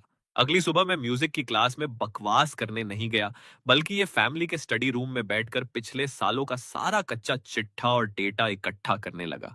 मेरे लिए अब 1 सेकंड या 1 मिनट भी बर्बाद करना पाप के बराबर था। जैसे ही मैं मेन आंगन के उस बड़े से नक्काशीदार गेट के पास पहुंचा, एक बंदे ने एकदम सटीक आकर मेरा रास्ता रोक लिया। वो डिसिप्लिनरी डिपार्टमेंट का एक कारिंदा गोंग जी था। उसके सीने पर लगा वो चांदी का बैज धूप में चमक रहा था। उसके हाथ में एक पतला सा कागज था। उसका चेहरा एकदम कड़क और कानून का रखवाला जैसा दिख रहा था, लेकिन उसकी आंखों की गहराइयों में एक अजीब सा डर साफ छुप रहा था। स्टूडेंट ये चेन, तुम्हारी बिना बताए गायब रहने की छुट्टियां पूरे 50 पीरियड तक पहुंच चुकी हैं। ये तुम्हारी बर्खास्तगी यानी स्कूल से निकाले जाने का नोटिस है, जिस पर डायरेक्टर बाई निंगबिंग ने खुद साइन किए हैं। इस पर दस्तखत करो और रसीद लो। आसपास की हवा एक पल में एकदम ठंडी होकर जम गई। स्कूल से लात मारना, मैंने धीरे से दोहराया। मेरी उस चेहरे की मुस्कान ने उस लड़के के बने बनाए रौब की बैंड बजाकर रख दी। जब मैंने उसे पास से घूरा तो शर्म या डर के मारे उसका चेहरा लाल पड़ गया और वो मुझसे नजरें चुराने लगा। डायरेक्टर साहब ने हुक्म दिया है कि तुम तुरंत उनके केबिन में हाजिर हो जाओ ताकि आगे की कागजी कार्रवाई पूरी की जा सके। मेरी उंगलियों ने उस कागज के टुकड़े को हल्के से पकड़ा और मेरे होंठों की मुस्कान और गहरी हो गई। स्कूल से बाहर निकालना, बाय निंगबिंग। तो तूने इस खेल की शुरुआत ऐसे की है। सच में बड़ा ही मजेदार गेम है। तभी दिमाग में फिर से वो मनहूस बोला, कायदे कानून के छेदों का फायदा उठाने का तेरा नाटक यहीं खत्म होता है साले। अब मैं देखता हूं कि तू उस लड़की को कैसे मनाएगा जो तुझसे बेइंतहा नफरत करती है। मिशन का स्टेज 2 शुरू होता है। टारगेट बाय निंगबिंग की फेवरेबिलिटी रेटिंग को +30 तक पहुंचाओ। टाइम लिमिट 72 घंटे। डिसिप्लिनरी डिपार्टमेंट के डायरेक्टर के केबिन के बाहर पहुंचकर उस लड़के ने कदम रोके और धीरे से दरवाजा खटखटाया। बाई निंगबिंग अपनी उस बड़ी सी भारी टेबल के पीछे बैठी थी। उसकी वो सफेद कड़क यूनिफॉर्म एकदम साफ सुथरी थी, मानो धूल का एक कण भी ना हो। उसके सीने पर लगा वो आयरिस पैच, जो उसके डिपार्टमेंट की ताकत का सिंबल था, ठंडी रोशनी फेंक रहा था। मुझे देखकर उसके चेहरे का एक भी भाव नहीं बदला। वो वैसी ही कड़क और सरकारी अफसर जैसी बनी रही।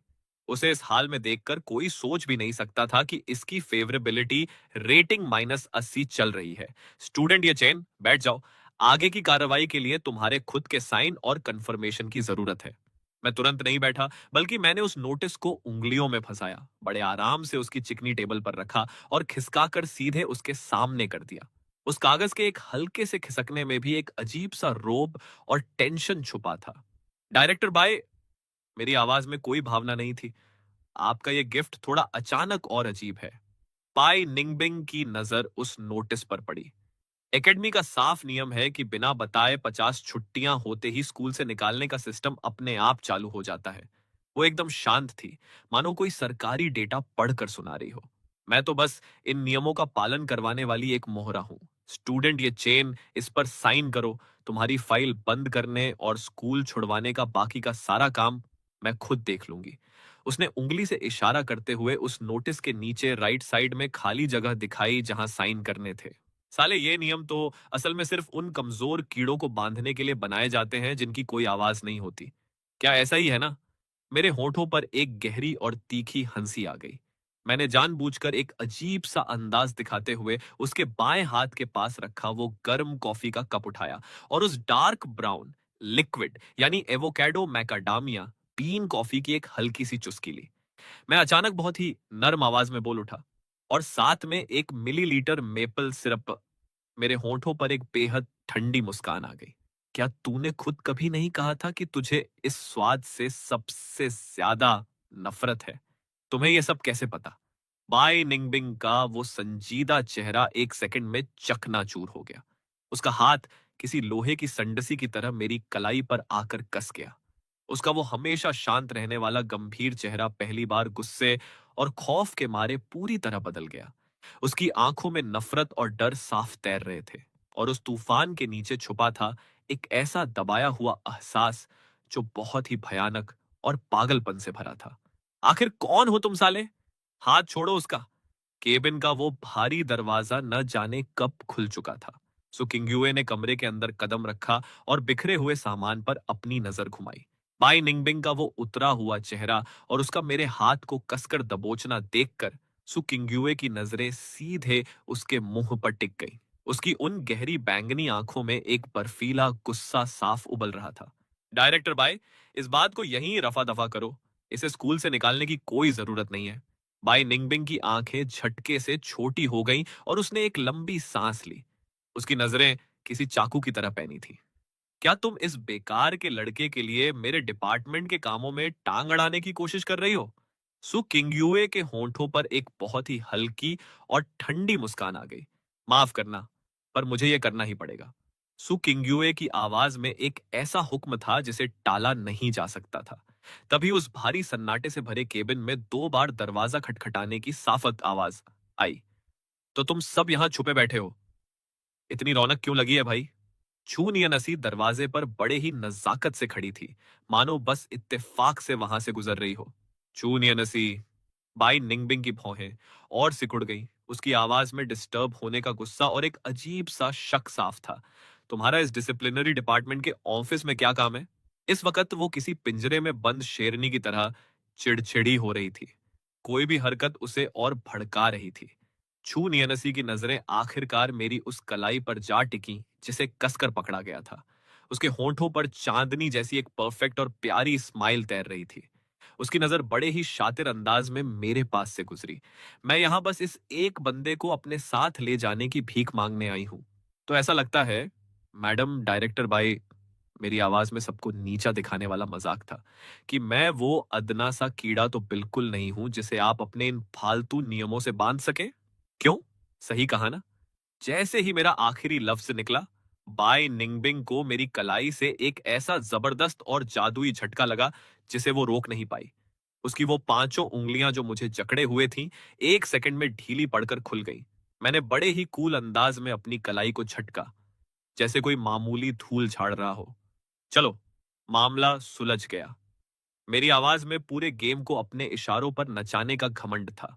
इतना कहकर मैंने किसी दूसरे की तरफ देखना भी जरूरी नहीं समझा और घूमकर दरवाजे से बाहर निकल गया। पीछे छोड़ गया सिर्फ एक बिखरा हुआ कमरा और वो 3 लड़कियां जो अपने अपने दिमाग में खिचड़ी पका रही थीं। मुझे इस ड्रामे का पूरा सच जानना है। बाई निंगबिंग ने थक कर अपनी तनी हुई भौहों को मला। सु किंगयुए की आंखों की गहराइयों में एक अजीब सा राज तैर गया जिसे पकड़ना नामुमकिन था। उसने अपने पतले होंठ भींचे और बोली, आधे महीने के बाद तुम्हें सब पता चल जाएगा। माफ करना, ये हमारी सो फैमिली का सबसे बड़ा सीक्रेट है। मैं अभी तुम्हें कुछ नहीं बता सकती। So family. बाई निंगबिंग कुछ सोचने लगी। उसे उन शब्दों के पीछे छिपे खतरे का अंदाजा था। उसकी नजर फिर दरवाजे से टेक लगाए खड़ी उस लड़की पर गई जो बाहर रहकर भी पूरे गेम में शामिल थी, चूनियंसी। उसकी आंखें किसी नुकीली बाड़ की तरह पैनी हो गई। और तेरा क्या सीन है रे साली? चूनियनसी, कहीं ये मत कह देना कि इसका तुम्हारी चू फैमिली के भी किसी काले कारनामे या राज से कोई कनेक्शन है। चू नियनसी के चेहरे पर वो प्यारा और परफेक्ट मुखौटा वैसे ही लगा रहा। मेरी चू फैमिली से इसका कोई लेना देना नहीं है, पर उसकी आंखों के अंदर एक अजीब सा जुनून और कुछ ढूंढ निकालने की जिद साफ दिख रही थी। बात बस इतनी है कि मुझे अभी इस लड़के से अपने कुछ जरूरी सवालों के जवाब उगलवाने हैं। वो धुन वो धुन उसकी यादों में तब गूंजी थी जब वो होश में नहीं थी और तेज बुखार में थी। उसकी दिवंगत मां का वो काम जो दुनिया में कभी रिलीज ही नहीं हुआ था। उस वक्त एक 8 साल के छोटे बच्चे के लिए उस धुन को जानना किसी भी हालत में मुमकिन नहीं था। यह शक उसके दिल में एक जहरीले कांटे की तरह चुभ रहा था, जो चैन से जीने नहीं दे रहा था। बाई निंगबिंग ने थककर अपना हाथ हिलाया। उसकी आवाज में एक अजीब सी लाचारी और भारी डिप्रेशन था। बाहर जाओ, तुम दोनों अभी यहां से दफा हो जाओ। मुझे थोड़ी देर अकेले शांति से रहने दो। जाने से पहले सु किंगयुए ने बाई निंगबिंग को एक बहुत ही गहरी और अजीब नजरों से देखा। बाई निंगबिंग दर्द से भरी आंखों के साथ अपनी उस बड़ी सी लेदर की कुर्सी पर पीछे की तरफ ढह गई। वो साला एकदम सही था। एवोकैडो, मैकाडामिया बीन कॉफी और साथ में वही 1 मिलीलीटर मेपल सिरप। वो अच्छी तरह जानती थी कि उसे इस कड़वी कॉफी के स्वाद से नफरत है, फिर भी उसने इसे अपनी रोज की आदत बना लिया था, क्योंकि यही वो इकलौता फ्लेवर था जो पुराने दिनों में मुझे सबसे ज्यादा पसंद हुआ करता था। क्या ये सच में वही असली बंदा वापस आया था, या फिर मेरे जिस्म पर कब्जा करने वाले उन घटिया चूतियों ने मुझे फंसाने के लिए मेरे पुराने इतिहास को खंगाला था और जानबूझकर मेरी आदतों की नकल कर रहे थे? क्या ये मेरे खिलाफ बुना गया कोई नया जाल था? टारगेट बाय निंगबिंग। फेवरेबिलिटी रेटिंग 80 और 87 के बीच पूरी तरह झटके खा रही है साले। तू साला थोड़ा सा भी हैरान नहीं दिख रहा? सिस्टम की आवाज में शक और चेकिंग का भाव था। साले मैं हैरान क्यों हूं भला? चल, काम तो तूने सच में कड़क किया है साले। सिर्फ 2 दिनों के अंदर तूने सू किंग्युए और चू नियनसी जैसी दो बड़ी चिड़ियाओं को एक साथ अपने फेवर में खड़ा कर दिया। वो तेरे लिए नियम तक तोड़ने को तैयार हो गई। लड़कियों को पटाने का ये टैलेंट सच में मेरी उम्मीदों से बाहर है साले। जैसे ही मैं क्लास के दरवाजे पर पहुंचा, वो शोर मचाती हुई पूरे क्लास का मानो किसी ने एक झटके में म्यूट का बटन दबा दिया हो। न जाने कितनी अजीब, शक से भरी और मजाक उड़ाने वाली आंखें सीधे मुझ पर आकर टिक गई। उन सबको ठेगे पर रखते हुए मैं सीधा खिड़की वाली अपनी सीट की तरफ बढ़ गया। मेरी टेबल पर बड़े ही सलीके से एक सफेद रंग का इनविटेशन कार्ड रखा था। मिस्टर ये चेन को दुस्जिदेंग के बर्थडे पार्टी में शामिल होने का न्योता। टाइम 5 जून शाम 7 बजे। जगह तू फैमिली की हवेली। तू जिदेंग की बर्थडे पार्टी। तू खानदान का इकलौता वारिस, स्टूडेंट काउंसिल के पीआर डिपार्टमेंट का हेड जो अपनी चिकनी चुपड़ी बातों और डिप्लोमेसी के लिए मशहूर था। उन 8 कुबेरों के वारिसों की लिस्ट में पिछले 3 सालों में उन ट्रांस माइग्रेटर चूतियों का इस दूध जिदेंग के साथ कभी कोई खास लेन देन नहीं रहा था। ऊपर ऊपर से तो तू खानदान और हमारा ये खानदान एक दूसरे से दूरी बनाकर रखते थे, जैसे कोई पुराना पाला ना पड़ा हो। तो ये अचानक से आया हुआ इनविटेशन कार्ड क्या इसलिए था क्योंकि उन्हें हवा का बदला हुआ रुख समझ आ गया था, या फिर ये कोई सोची समझी साजिश थी जहां मुझे फंसाने की तैयारी थी? जो भी हो साला, शतरंज का ये खेल अब और भी ज्यादा मजेदार होता जा रहा था। क्लास ए के वीआईपी लाउंज में गोंगची की आवाज में भयंकर नफरत और ताना था।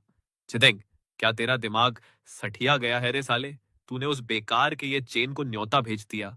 तुझे डर नहीं लगता कि वो पहले की तरह लियू रुयान के पीछे दुम हिलाते हुए आकर तेरी इस शानदार पार्टी का कचरा कर देगा? तो जिदेंग ने हाथ रोके और बोला, गोंगची, ऐसी बकवास मत कर। आजकल स्कूल में उसके बारे में कुछ अलग ही अफवाहें उड़ रही हैं। ऐसा लगता है वो पहले जैसा निकम्मा नहीं रहा। क्या पता हम अच्छे दोस्त बन जाएं। आखिरकार वो भी उन 4 बड़े खानदानों में से एक का वारिस है। मैं तुझे रग रग से जानता हूं साले। तू बिना फायदे के किसी से हाथ नहीं मिलाता। पर जहां तक मुझे पता है उसे ये फैमिली की वसीयत से लात मारकर बाहर निकाला जा चुका है। उसकी जगह एक नए वारिस ने गद्दी संभाल ली है।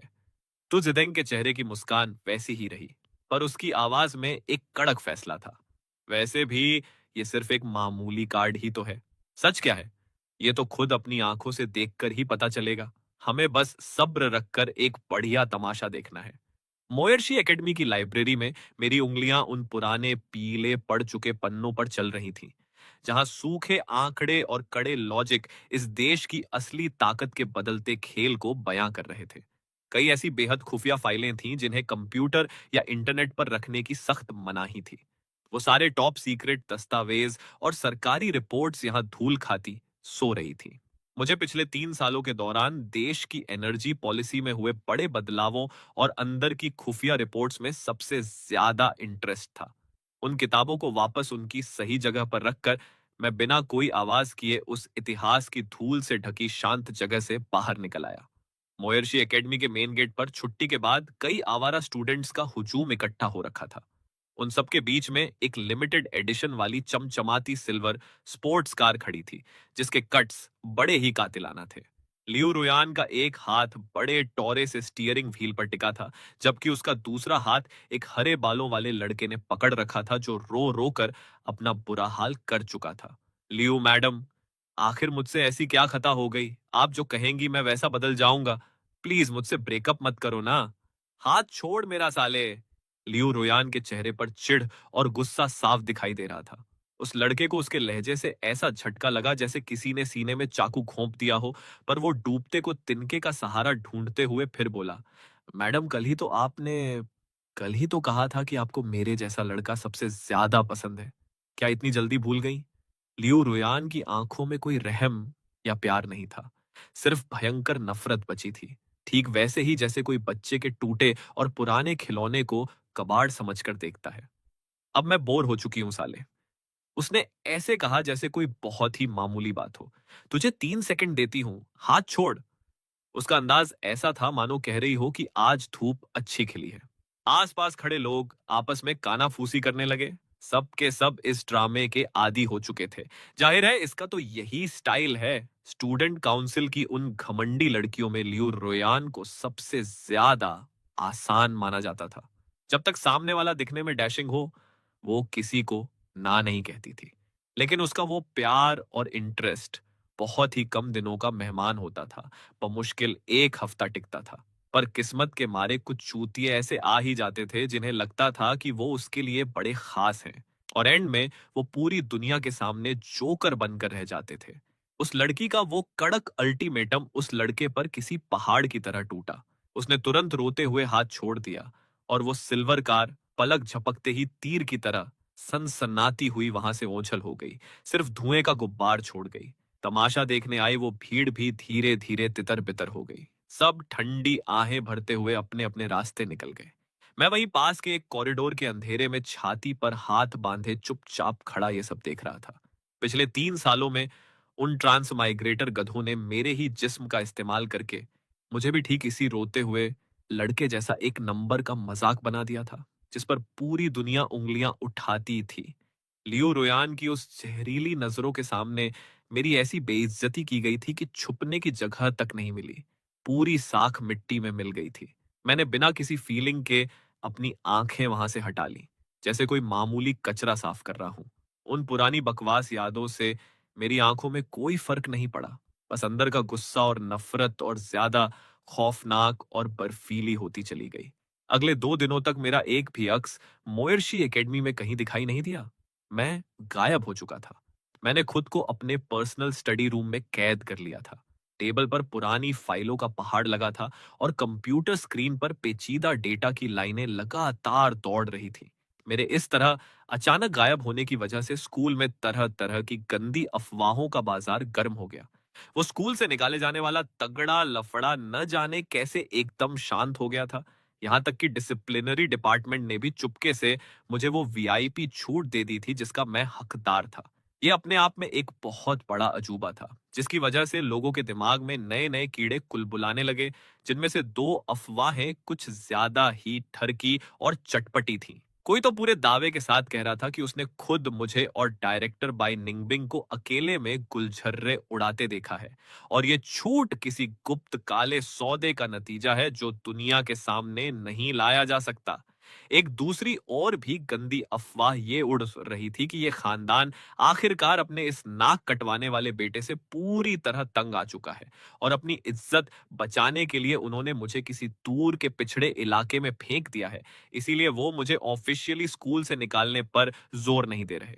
पर असली सच तो ये था कि मोयर्शी एकेडमी में सिर्फ स्टूडेंट काउंसिल और उसके चुनिंदा गुंडों के पास ही असली ताकत थी। इसीलिए वो वीआईपी छूट मुझे चाहे बाय निंगबिंग से मिली हो, छू नियनसी से या सु किंगयुए से, किसी के बाप में इतना दम नहीं था कि खुलेआम छू तक कर सके। सब बस पीठ पीछे जल भुन कर रह जाते थे। आखिरकार 5 जून की वो रात आ गई, और दो परिवार की वो हवेली रोशनी से ऐसी जगमगा रही थी जैसे कोई कभी ना सोने वाला शहर हो। रईसी और रूतबे की पहचान बनी एक से बढ़कर एक महंगी सुपरकार्स लाइन लगाकर हवेली के उस विशाल गेट के अंदर घुस रही थी। पिछले कई सालों से उन 8 बड़े कुबेरों में दो खानदान का नाम टॉप 4 में शान से गिना जाता था। आज की रात सिर्फ दुजदेंग का बर्थडे नहीं था, बल्कि अपनी छुपी हुई ताकत दिखाकर उस गद्दी का असली वारिस साबित करने का एक बड़ा मंच था। ये चेन, तुम्हारे आने से मेरी इस छोटी सी महफिल की रौनक बढ़ गई है। तो जिदेंग ने अपनी उसी चिकनी और मीठी आवाज में सबसे पहले आगे बढ़कर मेरा स्वागत किया। दो खानदान के बड़े नवाब साहब को जन्मदिन की बहुत बहुत बधाई। मैंने लाल मखमली कपड़े में लिपटा एक छोटा सा गिफ्ट बॉक्स उसकी तरफ बढ़ा दिया। जैसे ही उस डिब्बे का ढक्कन खुला, अंदर से एक बहुत ही खूबसूरत और चमचमाती हरी पन्ने की रोशनी बाहर निकली। हीरो और रत्नों से जड़ी एक बेहद कीमती घड़ी उस मखमली गद्दे पर बड़े आराम से रखी हुई थी। तो जिदेंग ने उस बॉक्स को थाम लिया। उसकी आंखों में एक परफेक्ट और सोची समझी खुशी और तारीफ के भाव साफ दिख रहे थे।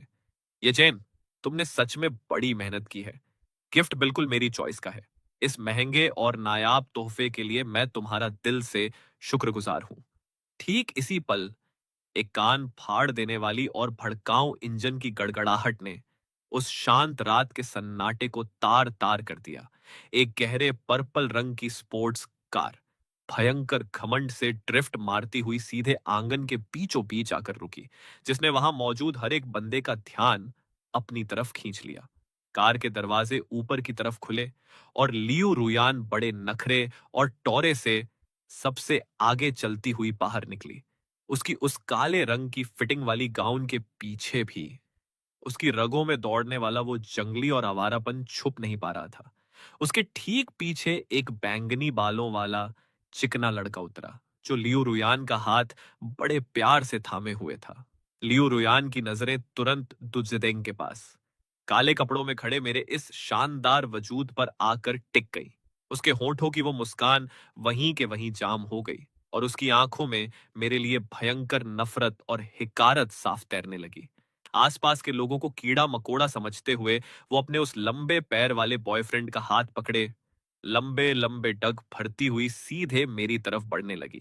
उसकी आवाज बहुत ज्यादा ऊंची तो नहीं थी, पर इतनी जरूर थी कि वहां खड़े हर एक तमाशबीन को उसका एक एक शब्द साफ सुनाई दे जाए। तो जिदेंग, तेरी इस बर्थडे पार्टी का लेवल दिन ब दिन घटिया होता जा रहा है रे साले। ऐसे ऐरे गैरे कचरे को यहां घूमने की परमिशन क्यों दे रखी है, जो लोगों की आंखों में चुभे। तेरी चॉइस भी सच में एकदम बकवास होती जा रही है।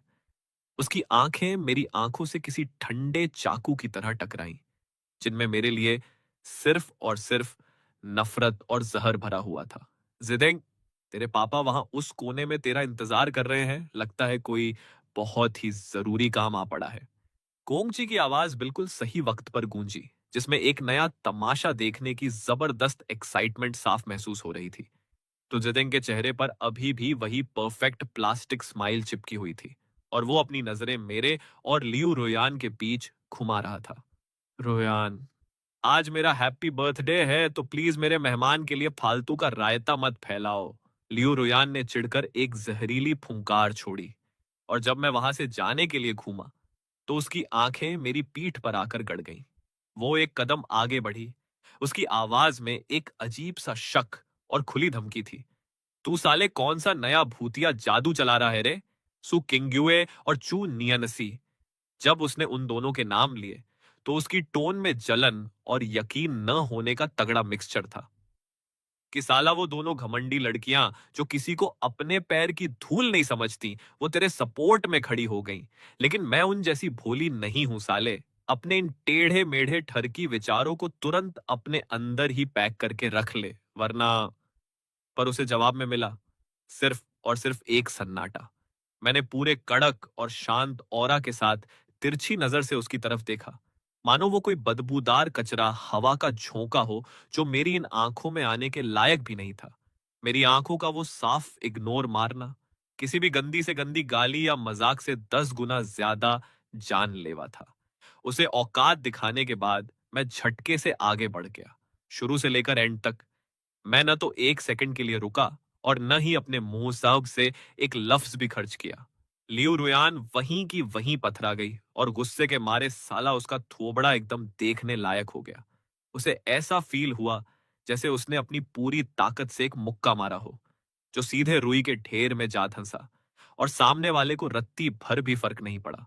इस तरह खुद को पूरी तरह इग्नोर होते देखना और हवा समझे जाने की बेइज्जती का स्वाद उसने दूसरी बार चखा था। और साला किस्मत देखो, दोनों बार इसी इकलौते मर्द की वजह से आसपास हाथों में वाइन के ग्लास थामे खड़े रईस लोग भी इस जबरदस्त नजारे को देखकर आपस में काना फूसी और गॉसिप करने लगे। अरे साला, जो निकम्मा कल तक मैडम लियू के आगे पीछे कुत्ता बनकर घूमता था, उसने आज उन्हें घास तक नहीं डाली। कहीं वो स्कूल में उड़ रही अफवाहें सच तो नहीं है? उस घुमावदार सीढ़ी पर सफेद कपड़ों में खड़ी एक परछाई नीचे चल रहे ड्रामे को बड़े ध्यान से ताड़ रही थी। उसके चेहरे की मुस्कान गायब हो गई और गंभीरता छा गई। बढ़िया नौटंकी कर लेता है साला, ये और कुछ नहीं, बस भाव खाने का नया पैंतरा है। उसके बगल में खड़े लड़के की आवाज में पहली बार कॉन्फिडेंस की कमी साफ दिखी। लेकिन यार, उस बंदे की नजरें कुछ ज्यादा ही खौफनाक और बर्फीली थीं। अगर ये एक्टिंग भी है तो साला ये ऑस्कर लेवल का एक्टर है। कोंग ची, फालतू का दिमाग मत लगा और बस शांति से इस तमाशे का मजा ले। हवेली के पीछे के गार्डन का स्विमिंग पूल वाला इलाका सामने वाले हॉल की उस चकाचौंध और शोर शराबे से बिल्कुल अलग और शांत था। मैंने एक वेटर की ट्रे से रेड वाइन का ग्लास उठाया और पूल के किनारे जाकर खड़ा हो गया। तभी पीछे से किसी के धीरे धीरे और सलीके से आते कदमों की सरसराहट सुनाई दी। पीछे से आने वाले ने जानबूझकर अपनी रफ्तार धीमी कर ली थी। मैंने भी मुड़कर देखना जरूरी नहीं समझा। अपनी वाइन का एक घूंट अंदर लिया और आसमान के कोने में चमकते उस ठंडे चांद को ताड़ता रहा, जैसे पीछे होने वाले ड्रामे से मेरा दूर दूर तक का कोई वास्ता न हो। तभी एक ठंडी हवा का झोंका मेरे पास से गुजरा, जो अपने साथ एक बहुत ही जानी पहचानी और हल्की सी महक लेकर आया था। दिमाग में घंटी बजी। सिस्टम रिमाइंडर, बाय निंगबिंग, फेवरेबिलिटी रेटिंग 30 पर पहुंच चुकी है। मिशन का टाइम बाकी है 1 घंटा 32 मिनट। उसकी आवाज गूंजी, जिसमें अब डिसिप्लिनरी हेड वाला वो रूखा और सरकारी रोप बिल्कुल नहीं था, बल्कि वो अपने अंदर के सैलाब को दबाने की कोशिश कर रही थी। पर उसकी फटी आवाज में एक अजीब सी जासूसी थी। उसकी टोन में इतनी ज्यादा सावधानी थी, मानो वो बरसों पुराने धूल से ढके किसी नायाब और नाजुक खजाने को बड़े प्यार से सहला रही हो। मैं बड़े आराम से पीछे घूमा और अपनी साफ पानी जैसी शांत नजरों से उस आने वाली लड़की को देखने लगा। अरे डायरेक्टर भाई, क्या आप भी यहाँ बाहर ठंडी हवा खाने आई हैं? मेरी आवाज में हल्का सा मजाक और खिंचाई करने वाला अंदाज था। पाई निंगबिंग ने मेरी उस बकवास को पूरी तरह इग्नोर मार दिया और एक लंबा कदम बढ़ाकर सीधे मेरे बिल्कुल करीब आकर खड़ी हो गई। मुझे याद है, उसकी आवाज में पुरानी यादों का एक गहरा सैलाब था, पर उसकी आंखें किसी कड़क चाकू की तरह सीधे मेरी आंखों के आर पार देख रही थी। कि जब मेरा 10वां हैप्पी बर्थडे था, तब कोई साला बोरियत के मारे तंग आकर मुझे उस शोर शराबे वाली पार्टी से चुपके से भगा ले गया था, जहां सब क्लास टकरा रहे थे और हम पीछे के गार्डन में झूले के नीचे बैठकर ऐसी ही ठंडी हवा खा रहे थे। वो एक पल के लिए रुकी और उसका एक एक शब्द ऐसा था मानो वो अपने दिल पर जमे किसी पुराने जख्म की पपड़ी उखाड़ रही हो। वाइन ग्लास थामे मेरी उंगलियां 1 सेकंड के लाखवें हिस्से के लिए हल्की सी हिली, जो किसी को नहीं दिख सकता था। बस एक मामूली सी हलचल, पर बाई निंगबिंग के दिमाग के शांत तालाब में ये किसी बड़े पत्थर की तरह लगा, जिसने अंदर एक जबरदस्त तूफान खड़ा कर दिया। ये तुम ही हो ना साले? बाई निंगबिंग की आवाज में एक अजीब सी घुटन और तड़प थी, मानो उसे पूरा यकीन हो चुका था और वो एक्साइटमेंट के मारे थोड़ी आगे की तरफ झुक गई। ये तुम ही वापस आए हो, मेरे वही असली वाले तुम। Madam director by. मेरी आवाज में एक नकली रुखापन था। क्या चढ़ा ली है क्या आपने? ये क्या बकवास किए जा रही हैं? मैं अपने सामने एक बहुत ऊंची और बर्फीली दीवार खड़ी कर रहा था, ताकि उसके अंदर उबल रहे भावनाओं के उस महातूफान को वहीं के वहीं रोक सकूं। पाई निंगबिंग की मुस्कान में खुद का मजाक उड़ाने का दर्द, एक बर्बादी और खुद को आग में झोंक देने वाला एक पागलपन साफ दिख रहा था। उसने अचानक बिजली की रफ्तार से अपना हाथ बढ़ाया, मेरे हाथ से वाइन का ग्लास छीना और एक ही घूंट में पूरी वाइन कटक गई। वो डार्क रेड लिक्विड उसके होठों के कोने से रिसने लगा और शराब के नशे ने उसके चेहरे को एकदम लाल कर दिया। उसकी आंखें बिना पलक झपकाए मुझे घूर रही थीं, जिनमें बर्बादी और लाचारी की एक खतरनाक आग सुलग रही थी। उसने जबरदस्ती एक ऐसी मुस्कान दी जिसमें नशा और तड़प दोनों मिक्स थे। लो, अब मैं सच में पूरी तरह टल्ली हो चुकी हूं। उसने मेरी तरफ देखना बंद कर दिया, पर उसके पैर पीछे की तरफ बढ़ने लगे। 1 कदम, 2 कदम और उसके ठीक पीछे स्विमिंग पूल का वो चमकता हुआ पानी उसका इंतजार कर रहा था। पाई निंगबिंग। मेरी आंखें खौफ के मारे फटी की फटी रह गईं और पहली बार मेरी आवाज में एक जबरदस्त घबराहट और चेतावनी साफ सुनाई दी। बस बहुत हुआ साला, बहुत झेल लिया मैंने। बाय निंगबिंग की आंखों में न मिटने वाला दर्द और एक ऐसा खौफनाक सुसाइडल मूड था, जैसे कोई परवाना सीधे आग में कूदने जा रहा हो। मैं अब और उन साले राक्षसों को तुम्हारे इस जिस्म का इस्तेमाल करके मेरे सामने अय्याशी करते नहीं देख सकती। उसने अपनी लाइफ का एंड गेम डिसाइड कर लिया था और अपनी बॉडी को पीछे की तरफ फेंक दिया। छपाक। पानी की एक बहुत बड़ी और खौफनाक आवाज पूरे सूने गार्डन में गूंज उठी। पूल के उस बर्फ जैसे ठंडे पानी ने पल भर में उस सफेद यूनिफॉर्म वाली लड़की को अपने अंदर निगल लिया। दिमाग में अलार्म बजा। System notification. टारगेट बाय निंगबिंग के इमोशंस में भयंकर तूफान आ चुका है। सिस्टम इमरजेंसी अलार्म चालू। साला कैलकुलेशन का मीटर ही क्रैश हो गया है। पूल के किनारे खड़े होकर मेरे दिमाग ने मुझे साफ सुथरा समझाया कि बाई निंगबिंग ने ये सब जानबूझकर किया है। वो साली अपनी जान दांव पर लगाकर मुझे सच उगलवाने पर मजबूर कर रही थी। सिस्टम की वो ठंडी चेतावनियां मेरे भेजे में गूंजती रहीं, जबकि पानी के अंदर उसकी हलचल धीरे धीरे एकदम सुस्त पड़ती जा रही थी। और साला अगले ही सेकंड पानी में एक और जबरदस्त धमाका हुआ। वो कड़कड़ाती ठंडी बर्फ जैसा पानी सीधे मेरे सिर से होते हुए पूरे बदन में समा गया। अपनी सांस रोककर मैंने पानी के अंदर आंखें पूरी फाड़ दी और अपनी पूरी जान लगाकर उस नीचे डूबती हुई सफेद परछाई की तरफ तैरने लगा। बाय निंगबिंग की आंखें पूरी तरह बंद थीं, मानो उसकी रूह उड़ चुकी हो और वो धीरे धीरे पूल की उस गहरी तली की तरफ समाती जा रही थी। उस जमा देने वाले ठंडे पानी ने एक झटके में उसके बदन की सारी ताकत चूस ली थी। मैंने बिना अपनी जान की परवाह किए फुर्ती से आगे बढ़कर उसका हाथ दबोच लिया और उसे खींचते हुए पागलों की तरह ऊपर की तरफ तैरने लगा। छपाक! पानी को चीरते हुए हम दोनों भीगे हुए शरीर बाहर की तरफ निकले और सांस लेने के लिए तड़पने लगे। बाई निंगबिंग सीधे मेरे सीने से आ लगी। वो भयंकर तरीके से खांस रही थी। डूबने के खौफ और आंखों से निकलते पानी के मारे वो बेदम हो चुकी थी और जब वो पीछे झुकी तो उसकी लेफ्ट कॉलर बोन साफ दिखने लगी। पानी की बूंदों को चीर कर आती चांद की रोशनी में वहां एक पुराना धुंधला सा आधे चांद के शेप का जख्म का निशान साफ चमक रहा था। मेरी आंखें झटके से उसी पुराने निशान पर जाकर अटक गईं। बाय निंगबिंग ने भी मेरी उस टिकी हुई नजर को महसूस कर लिया और पानी के शोर के बीच उसकी मरती हुई आवाज निकली। मैंने उस भीगी हुई बाई निंगबिंग को पागलों की तरह अपनी बाहों में भींच लिया, जिसका चेहरा हमेशा एक शांत और कड़क मुखौटे के पीछे छुपा रहता था। इस वक्त पानी की धार के बीच उसका चेहरा कागज की तरह सफेद पड़ चुका था और उसकी वो लाल पड़ चुकी आंखें सिर्फ और सिर्फ मुझे ही घूर रही थीं। उसकी उन आंखों में अपनी खोई हुई कायनात को वापस पाने की एक दीवानगी थी और साथ ही एक ऐसी भीख थी जो साला मुझे भी अंदर तक झकझोर कर रखते। ये साला दूसरा मौका था जब मैंने इसकी जान बचाई थी। पुरानी यादों का पिटारा मेरे दिमाग में अपने आप खुल गया। 10 साल पहले बाय खानदान के उस चमचमाते हुए आलीशान हॉल में उसके जन्मदिन की एक बहुत बड़ी और कड़क पार्टी चल रही थी। लेकिन मेरे सिर्फ एक आंख मारने और इशारे पर उसने अपने बाप की उस गुस्से से लाल आंखों को ठेंगे पर रखा और उस बोरिंग पार्टी से दुम दबाकर मेरे पीछे पीछे भाग आई थी। उस सूने गार्डन में छुपकर बिताए वो सुकून के पल साला हमारे लिए बहुत महंगे और खौफनाक साबित हुए थे। उसके बाद हुए हंगामे ने बाय परिवार के मुखिया को ऐसा पागल कर दिया कि उन्होंने उसे उस अंधेरे और ठंडे पुश्तैनी कमरे में बंद कर दिया और पूरे 24 घंटे घुटनों के बल बैठने की क्रूर सजा सुना दी।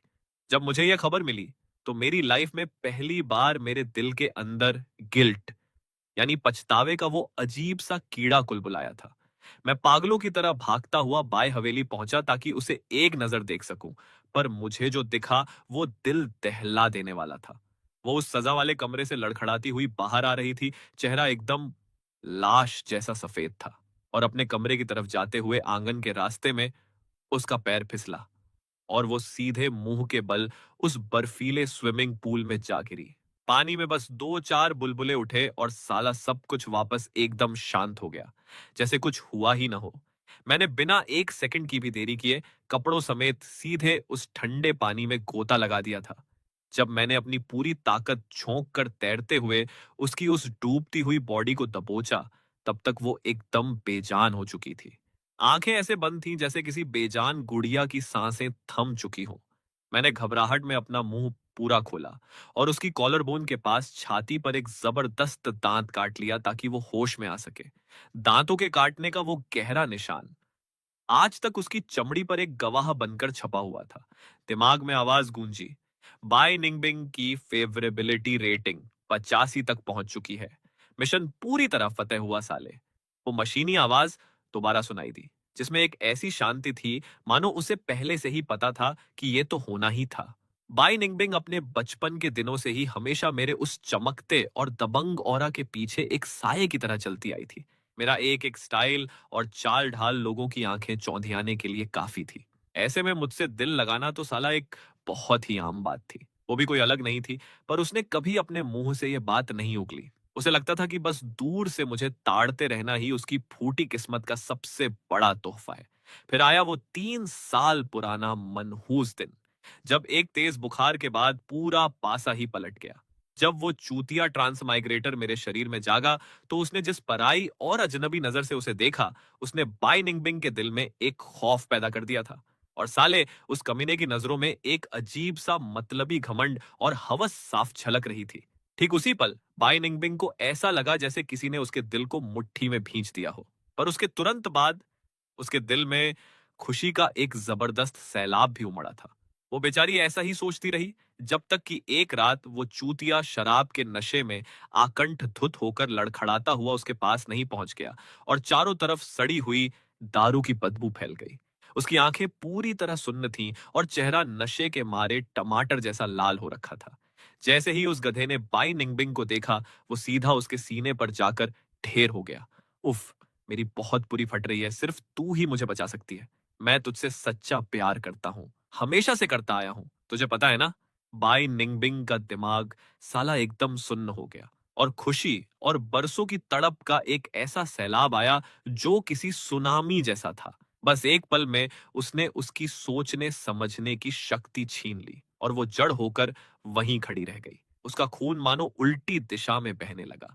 उसका पूरा ध्यान उस बाहों में लिपटे गर्म जिस्म और उस होठों पर होने वाले किस पर टिक गया था। लेकिन जैसे ही उनके होंठ एक दूसरे को छूने ही वाले थे, एक भयंकर और सस्ती परफ्यूम की बदबू सीधे उसकी नाक से टकराई, जिसने उसकी सारी खुशी का कबाड़ा कर दिया। क्योंकि मैं साला ऐसी स्ट्रॉन्ग और सड़ी हुई महक से दिल से नफरत करता था। अपनी तिरछी नजर से उसने ये भी साफ देख लिया कि कमर पर लिपटा वो हाथ आदत के मुताबिक उसकी शर्ट के कॉलर के बटन खोलने के लिए बढ़ रहा था। जबकि असली मैं, जब भी किसी गहरी टेंशन में होता या मूड खराब होता, तो अनजाने में अपने ही गाल को सहलाने की मेरी एक कभी न बदलने वाली पुरानी आदत थी।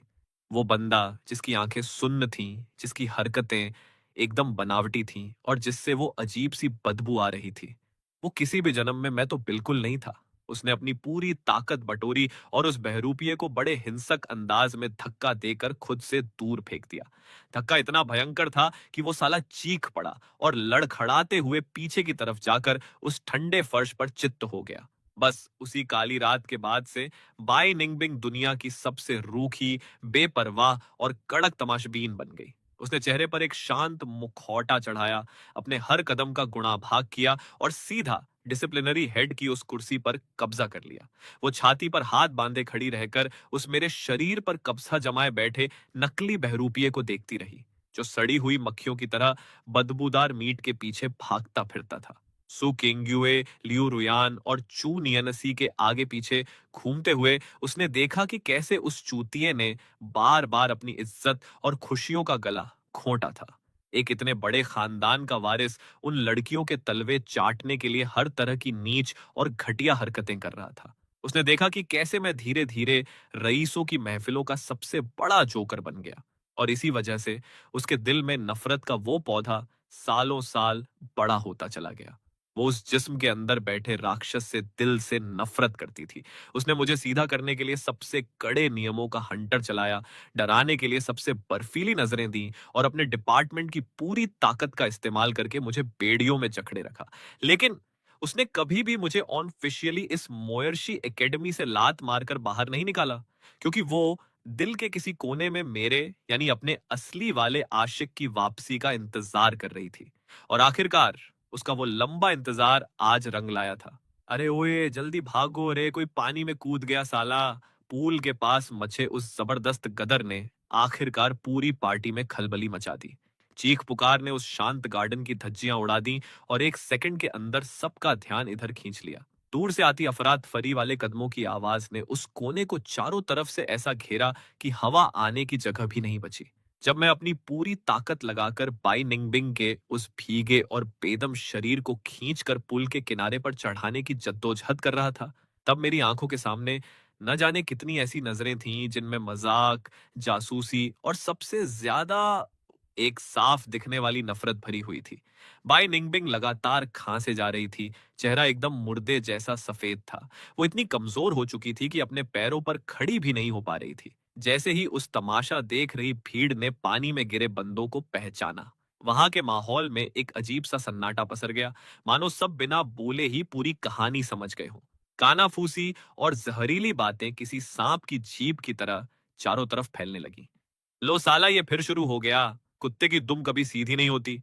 क्या पिछले हफ्ते मैडम लियू द्वारा सीधे फव्वारे में फेंकवाए जाने की बेइज्जती इसके लिए काफी नहीं थी? इस बार साले की हिम्मत इतनी बढ़ गई कि सीधे डायरेक्टर बाई के पीछे पड़ गया। डायरेक्टर बाई की किस्मत ही खराब है। ऐसे सिर फिरे आशिक के हत्थे चढ़ गई। पक्का इस चूतिये ने छेड़खानी करने की कोशिश की होगी और जब बात नहीं बनी तो हाथापाई में मैडम पानी में गिर गई।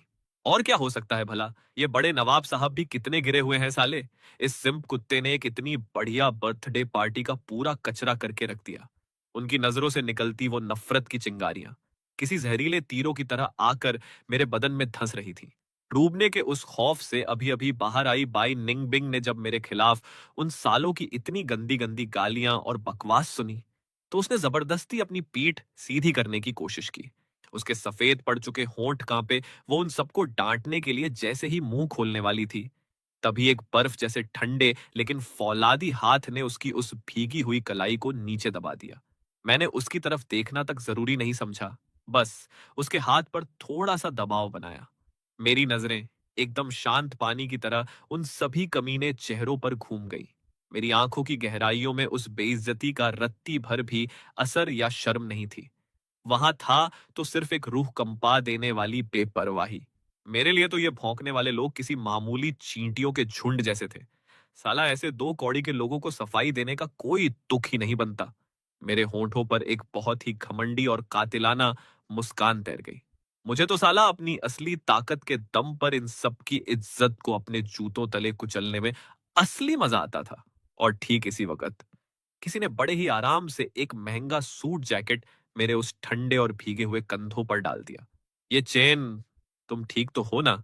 न जाने कब जिदेंग उस भीड़ को चीरता हुआ हमारे पास आ गया था। उसके चेहरे पर बड़ी ही सटीक चिंता दिख रही थी और अपनी पार्टी खराब होने का रत्ती भर भी गुस्सा उसके चेहरे पर नहीं था। उसने मुझे एक दिलासा देने वाली स्माइल दी। चलो, मैं तुम्हें वीआईपी रूम में ले चलता हूं ताकि तुम ये भीगे कपड़े बदल सको। उसकी नजर फिर उतनी ही भीगी हुई बाई निंगबिंग पर गई। निंगबिंग, मेड उधर तुम्हारा इंतजार कर रही है। उसने आंख से इशारा करके पास ही खड़ी एक नौकरानी को आगे बढ़ने को कहा। मैंने भी कोई नखरा नहीं किया। उस जैकेट को कंधों पर अच्छे से कसा और सिर हिलाकर बोला, शुक्रिया दुजिदेंग। उन अनगिनत जासूस आंखों के सामने दुजिदेंग मुझे उस कचरे और शोर शराबे वाले इलाके से ऐसे बचाकर ले गया जैसे मैं कोई बहुत बड़ा वीआईपी गेस्ट हूं। देखा साला, दुजिदेंग कितना भला मानस है। गुस्सा होने के बजाय खुद आगे बढ़कर इस कचरे को बचा रहा है। सही में दोनों की औकात में जमीन आसमान का फर्क है। दुजिदेंग के आने के बाद भी पीछे से वो बकवास और गॉसिप बंद नहीं हुई, बल्कि उन सालों ने उसकी इस भलाई को एक पक्का सबूत मानकर मेरे कैरेक्टर पर और कीचड़ उछालना शुरू कर दिया। बाई निंगबिंग उन घटिया और गंदी गालियों को बड़े गौर से सुन रही थी और गुस्से के मारे उसका चेहरा ऐसा काला पड़ गया था कि मानो अब भी खून उगल देगी। हवेली की दूसरी मंजिल पर बने एक बहुत ही आलीशान लेकिन ठंडे वीआईपी गेस्ट रूम के अंदर, ये चैन बस एक सेकंड रुको, दू जिदेंग ने बड़ी इज्जत से कहा और अलमारी की तरफ घूम गया। ये सूट मुझे कुछ ही दिन पहले मिला था और अभी तक पहनने का मौका नहीं मिला। एकदम नया डिजाइनर पीस है। साइज भी तुझे एकदम कड़क आएगा।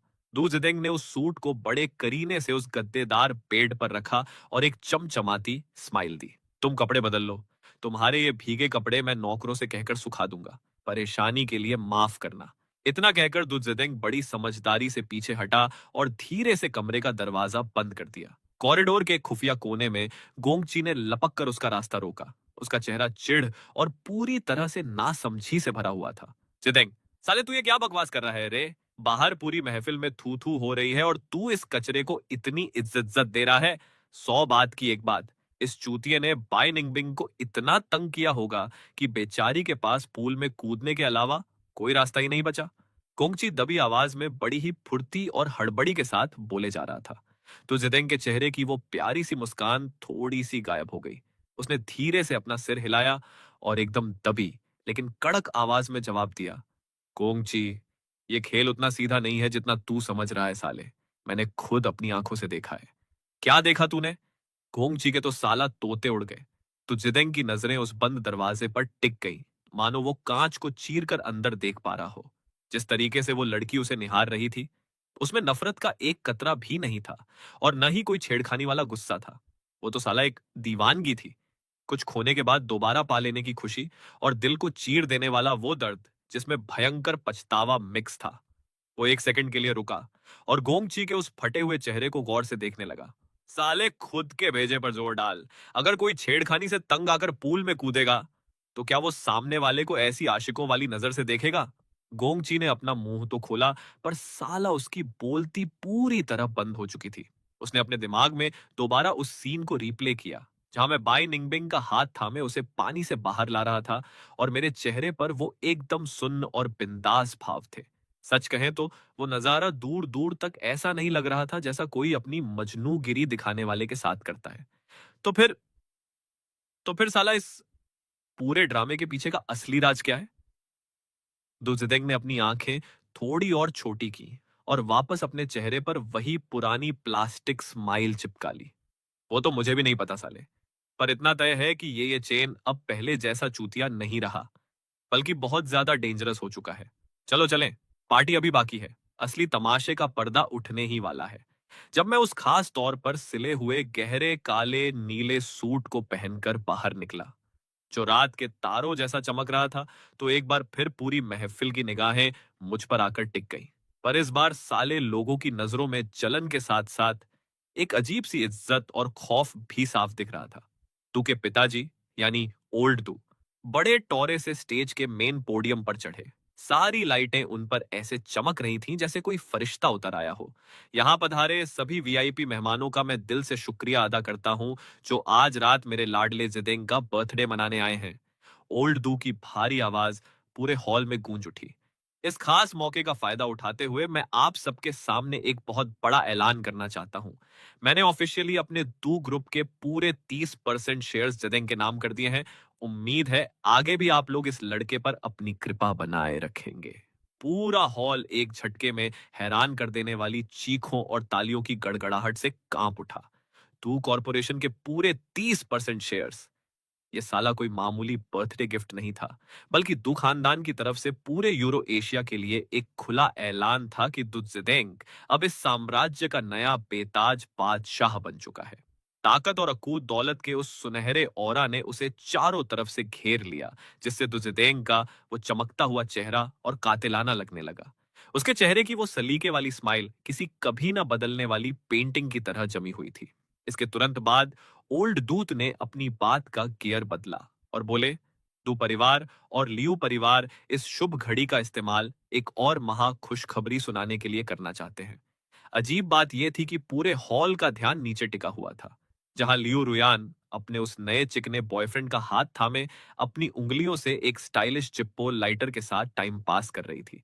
दोनों खानदानों की आपसी रजामंदी से इन दोनों बच्चों ने एक दूसरे को अपना दिल दे दिया है और बहुत जल्द एक शुभ मुहूर्त देखकर दोनों की शादी पक्की कर दी जाएगी। ये ऐलान किसी परमाणु बम की तरह फटा, जिसने दू खानदान और लियू खानदान के इस महागठबंधन की ताकत से पूरे हॉल को हिलाकर रख दिया। पर जैसी उम्मीद थी, इस पूरे ड्रामे के दोनों मेन किरदारों के चेहरों पर रत्ती भर भी खुशी नहीं थी। लियू रुयान ने बस बिना मन के अपनी पलकें थोड़ी सी उठाई और उसकी वो पैनी उंगलियां उस पर्पल रंग के मेटल लाइटर को सहलाती रहीं। उसने स्टेज पर खड़े दु जिदेंग की तरफ एक बड़ी ही बेपरवाह नजर फेंकी और उसके होंठों पर एक ऐसी हंसी थी मानो उसे दुनियादारी से कोई लेना देना ही न हो। जैसे वो अपनी बाहों में लिपटे उस डांस पार्टनर को कोई फॉर्मेलिटी दिखा रही हो। उसके उस आशिक ने मुस्कुराकर उसके कान में कुछ फुसफुसाया और वो साली खिलखिलाकर हंस पड़ी, मानो जिस शादी का ऐलान अभी अभी हुआ है वो किसी ऐरे गहरे तीसरे बंदे की हो। दुजिदेंग भी पूरे रोप से स्टेज पर खड़ा रहा, चेहरे पर वही पुरानी परफेक्ट स्माइल चिपकाए, नीचे तालियां बजा रही जनता के सामने सिर हिलाता रहा। उसकी आंखों में कोई फीलिंग नहीं थी, जैसे 8 बड़े कुबेरों की किस्मत बदलने वाले इस सौदे में दिल का कोई कनेक्शन था ही नहीं। वहां खड़े ज्यादातर रईस लोग थोड़े हैरान तो थे, पर अपने दिल में सब अच्छी तरह जानते थे कि इन बड़े बड़े बिजनेस घरानों की शादियां सिर्फ पैसों और फायदे का सौदा होती हैं। प्यार व्यार तो साला सिर्फ किताबों में अच्छा लगता है। थोड़ी सी कानाफूसी के बाद तालियों का शोर और बधाई देने वालों का हुजूम और बढ़ गया, जिसने इस दिखावे की शादी और टूटे हुए दिलों के अजीब ओगरीब ड्रामे को पीछे धकेल दिया। तभी दिमाग में घंटी बजी। मिशन अपडेट, टारगेट लियो रुयान की फेवरेबिलिटी रेटिंग 20% बढ़ चुकी है। मिशन का टाइम बाकी है 7 दिन। मैंने सीधे उस घमंडी और ठाठ से मुस्कुरा रही लियो रुयान की तरफ देखा। मेरी उस नजर में उसकी औकात नापने का भाव, भयंकर नफरत और मिशन की मजबूरी के चलते दी गई एक ठंडी और पैनी धार थी। लियू रुयान ने झटके से अपना सिर ऊपर उठाया और उस शोर मचाती भीड़ को चीरती हुई मेरी वो बर्फीली नजर सीधे उसकी आंखों से जा टकराई। साला फिर से वही बंदा और वही कलेजा कंपा देने वाली खौफनाक नजर। उसकी छोटी आंखें और सिकुड़ गईं, जिनमें एक साफ खतरा दिख रहा था। उसके चेहरे की वो बकवास हंसी एक झटके में गायब हो गई और उसने अपने उस बॉयफ्रेंड को इतनी खतरनाक नजर से देखा कि माहौल ही ठंडा पड़ गया। वो साला चिकना लड़का डर के मारे थर थर कांपने लगा और उसकी बोलती पूरी तरह बंद हो गई। लेकिन तभी एक सफेद परछाई बिजली की रफ्तार से मेरे ठीक सामने आकर खड़ी हो गई, जिसने लियू रोयान की उस चीर देने वाली नजर का रास्ता बीच में ही काट दिया। पूल में डूबने की वजह से बाई निंगबिंग का चेहरा अभी भी थोड़ा सफेद और कमजोर दिख रहा था, पर उसकी आंखों की चमक वापस आ चुकी थी और उनमें एक अजीब सा गुस्सा और मुझे हर खतरे से बचाने की दीवानगी साफ दिख रही थी। लियू रुयान इस पूरे ड्रामे को बड़े गौर से देख रही थी और गुस्से के मारे वो पागलों की तरह हंसने लगी। वो एक कदम और आगे बढ़ी, इतनी पास कि सामने वाली के बदन से आती वो पूल के पानी की ठंडी महक साफ महसूस कर सके। उसकी नजरें हम दोनों के बीच बार बार घूमने लगी और उसके होठों पर एक बहुत ही जहरीली और कमीनी मुस्कान आ गई। पाई निंगबिंग। उसकी आवाज बहुत ऊंची तो नहीं थी, पर साला इतनी जरूर थी कि आसपास खड़े हर एक चमचे को साफ सुनाई दे जाए। क्या उस पूल के पानी ने तेरा दिमाग पूरी तरह सड़ा दिया है क्या रे साली? इस 2 कौड़ी के कबाड़ को तू अपने पास समेटने चली है? उसने जानबूझकर एक सेकंड का गैप लिया, अपनी घिनौनी नजर मेरे पूरे बदन पर घुमाई और फिर वापस बाई निंगबिंग के चेहरे पर टिकाकर सीधे उसकी इज्जत की धज्जियां उड़ा दी। कहीं वो गंदी अफवाहें सच तो नहीं है रे? तुम दोनों, मैडम डायरेक्टर भाई, तुम्हारी चॉइस तो सच में बड़ी नायाब और कमाल की निकली। दूसरों के छोड़े हुए रद्दी लोहे को बटोरने की गंदी आदत पाल ली है तूने, या फिर तू इस चूतिए का पुराना वाला घटिया रूप पूरी तरह भूल चुकी है? भूल गई क्या कि कैसे ये साला एक भूखे जानवर की तरह हवस में अंधा होकर लड़कियों के पैरों में गिरकर प्यार की भीख मांगता फिरता था? उसका एक एक शब्द बाई निंगबिंग के दिल के उस पुराने जख्म को दोबारा खुरच रहा था। एक ऐसा घाव जो मेरे असली वजूद के वापस आने से अभी बस भरना शुरू ही हुआ था। बाई निंगबिंग की आंखों में नफरत का वो गुस्सा किसी खौलते हुए लावे की तरह उबल पड़ा, जो सब कुछ राख कर देने के लिए तैयार था। जैसे ही वो अपना आपा खोने वाली थी, तभी मेरा एक हाथ बड़े ही आराम से उसके कंधे पर आकर टिका और मैंने उसे प्यार से थोड़ा सा साइड कर दिया। मैं एक कदम आगे बढ़ गया और सीधे लियू रुयान के थोबड़े के सामने आकर खड़ा हो गया। मैंने अपना सिर थोड़ा सा टेढ़ा किया। मेरी आंखों में गुस्से या शर्म का एक कतरा भी नहीं था। वहां था तो सिर्फ एक उकसाने वाला घमंड, जो किसी पागल कुत्ते को उसकी औकात दिखाता है। मेरी आवाज बहुत भारी नहीं थी, पर साला उसने पल भर में आसपास हो रही सारी चोंचों को एकदम म्यूट कर दिया। अभी अभी तेरी शादी का इतना बड़ा ढिंढोरा पीटा गया है और तू अपनी इस घटिया और चीखने वाली नौटंकी से तुजदेंग की बर्थडे पार्टी का कबाड़ा करने पर तुली है क्या? लियो रुयान। ठीक उसी वक्त तुजदेंग की वो मीठी आवाज बिल्कुल सही मौके पर गूंजी। सुनने में तो वो साफ पानी जैसी थी, पर उसमें एक ऐसा हुक्म छुपा था जिसे टालने की औकात किसी की नहीं थी। चेहरे पर वही स्माइल लिए उसने स्टेज से नीचे हॉल की तरफ देखा। पर उसकी आंखें साला एकदम बर्फ की तरह जमी हुई थीं, जिनमें कोई रहम नहीं था, और वो सीधे नीचे खड़ी लियू रुयान के सीने के पार हो रही थी। माइक से निकलती उसकी वो कड़क आवाज पूरे हॉल के कोने कोने में गूंज उठी, जिसका एक एक लफ्ज वहां खड़े हर एक बंदे के भेजे में हथौड़े की तरह लगा। मैं उम्मीद करता हूं कि आप सब यहाँ तमीज के दायरे में रहकर एक दूसरे की इज्जत करना सीखेंगे। वो शब्द सिर्फ उस दिखावे की शादी का जवाब नहीं थे, बल्कि उन सालों को अपनी औकात में रहने की एक आखिरी वार्निंग भी थी। लियो रुयान का वो पूरा पागलपन एक झटके में हवा हो गया, और वो वहीं की वहीं फ्रीज हो गई। उसकी आंखें ऐसी मुझ पर चिपक गई मानो मुझे जिंदा चबा जाएगी। और फिर उसने बगल में खड़ी बाई निंगबिंग को एक आखिरी जहरीली नजर से घूरा। आखिरकार दुजिदिंग के उस खतरनाक रोब के आगे उसे घुटने टेकने ही पड़े।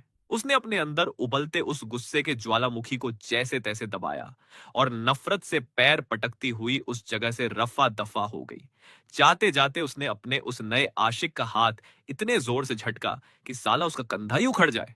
पाई निंग बिंग का वो बदन, जो डर और गुस्से के मारे अकड़ चुका था, आखिरकार थोड़ा सा रिलैक्स हुआ। उसने तुरंत घूमकर मेरी तरफ देखा, और उसकी आंखों के पीछे छुपा वो खौफ और भयंकर चिंता साफ साफ बाहर आ गई।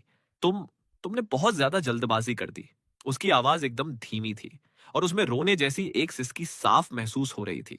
लियू रोयान कोई मामूली जिद्दी लड़की नहीं है साले। पिछले 3 सालों में उसने अकेले दम पर खुद को लियू खानदान के उस गंदे दलदल से बाहर निकाला है। वो किस हद तक गिर सकती है और उसके तरीके कितने खौफनाक हैं, इसका तुझे रत्ती भर भी अंदाजा नहीं है। वो हड़बड़ी में बड़बड़ाई जा रही थी। लियू खानदान के मुखिया के काले कारनामे एक ऐसा राज है जिसे पूरी दुनिया जानती है। उनके नाजायज बच्चे गली के कुत्तों की तरह हर कोने से पैदा हो रहे थे, जिन्हें उंगलियों पर भी नहीं गिना जा सकता।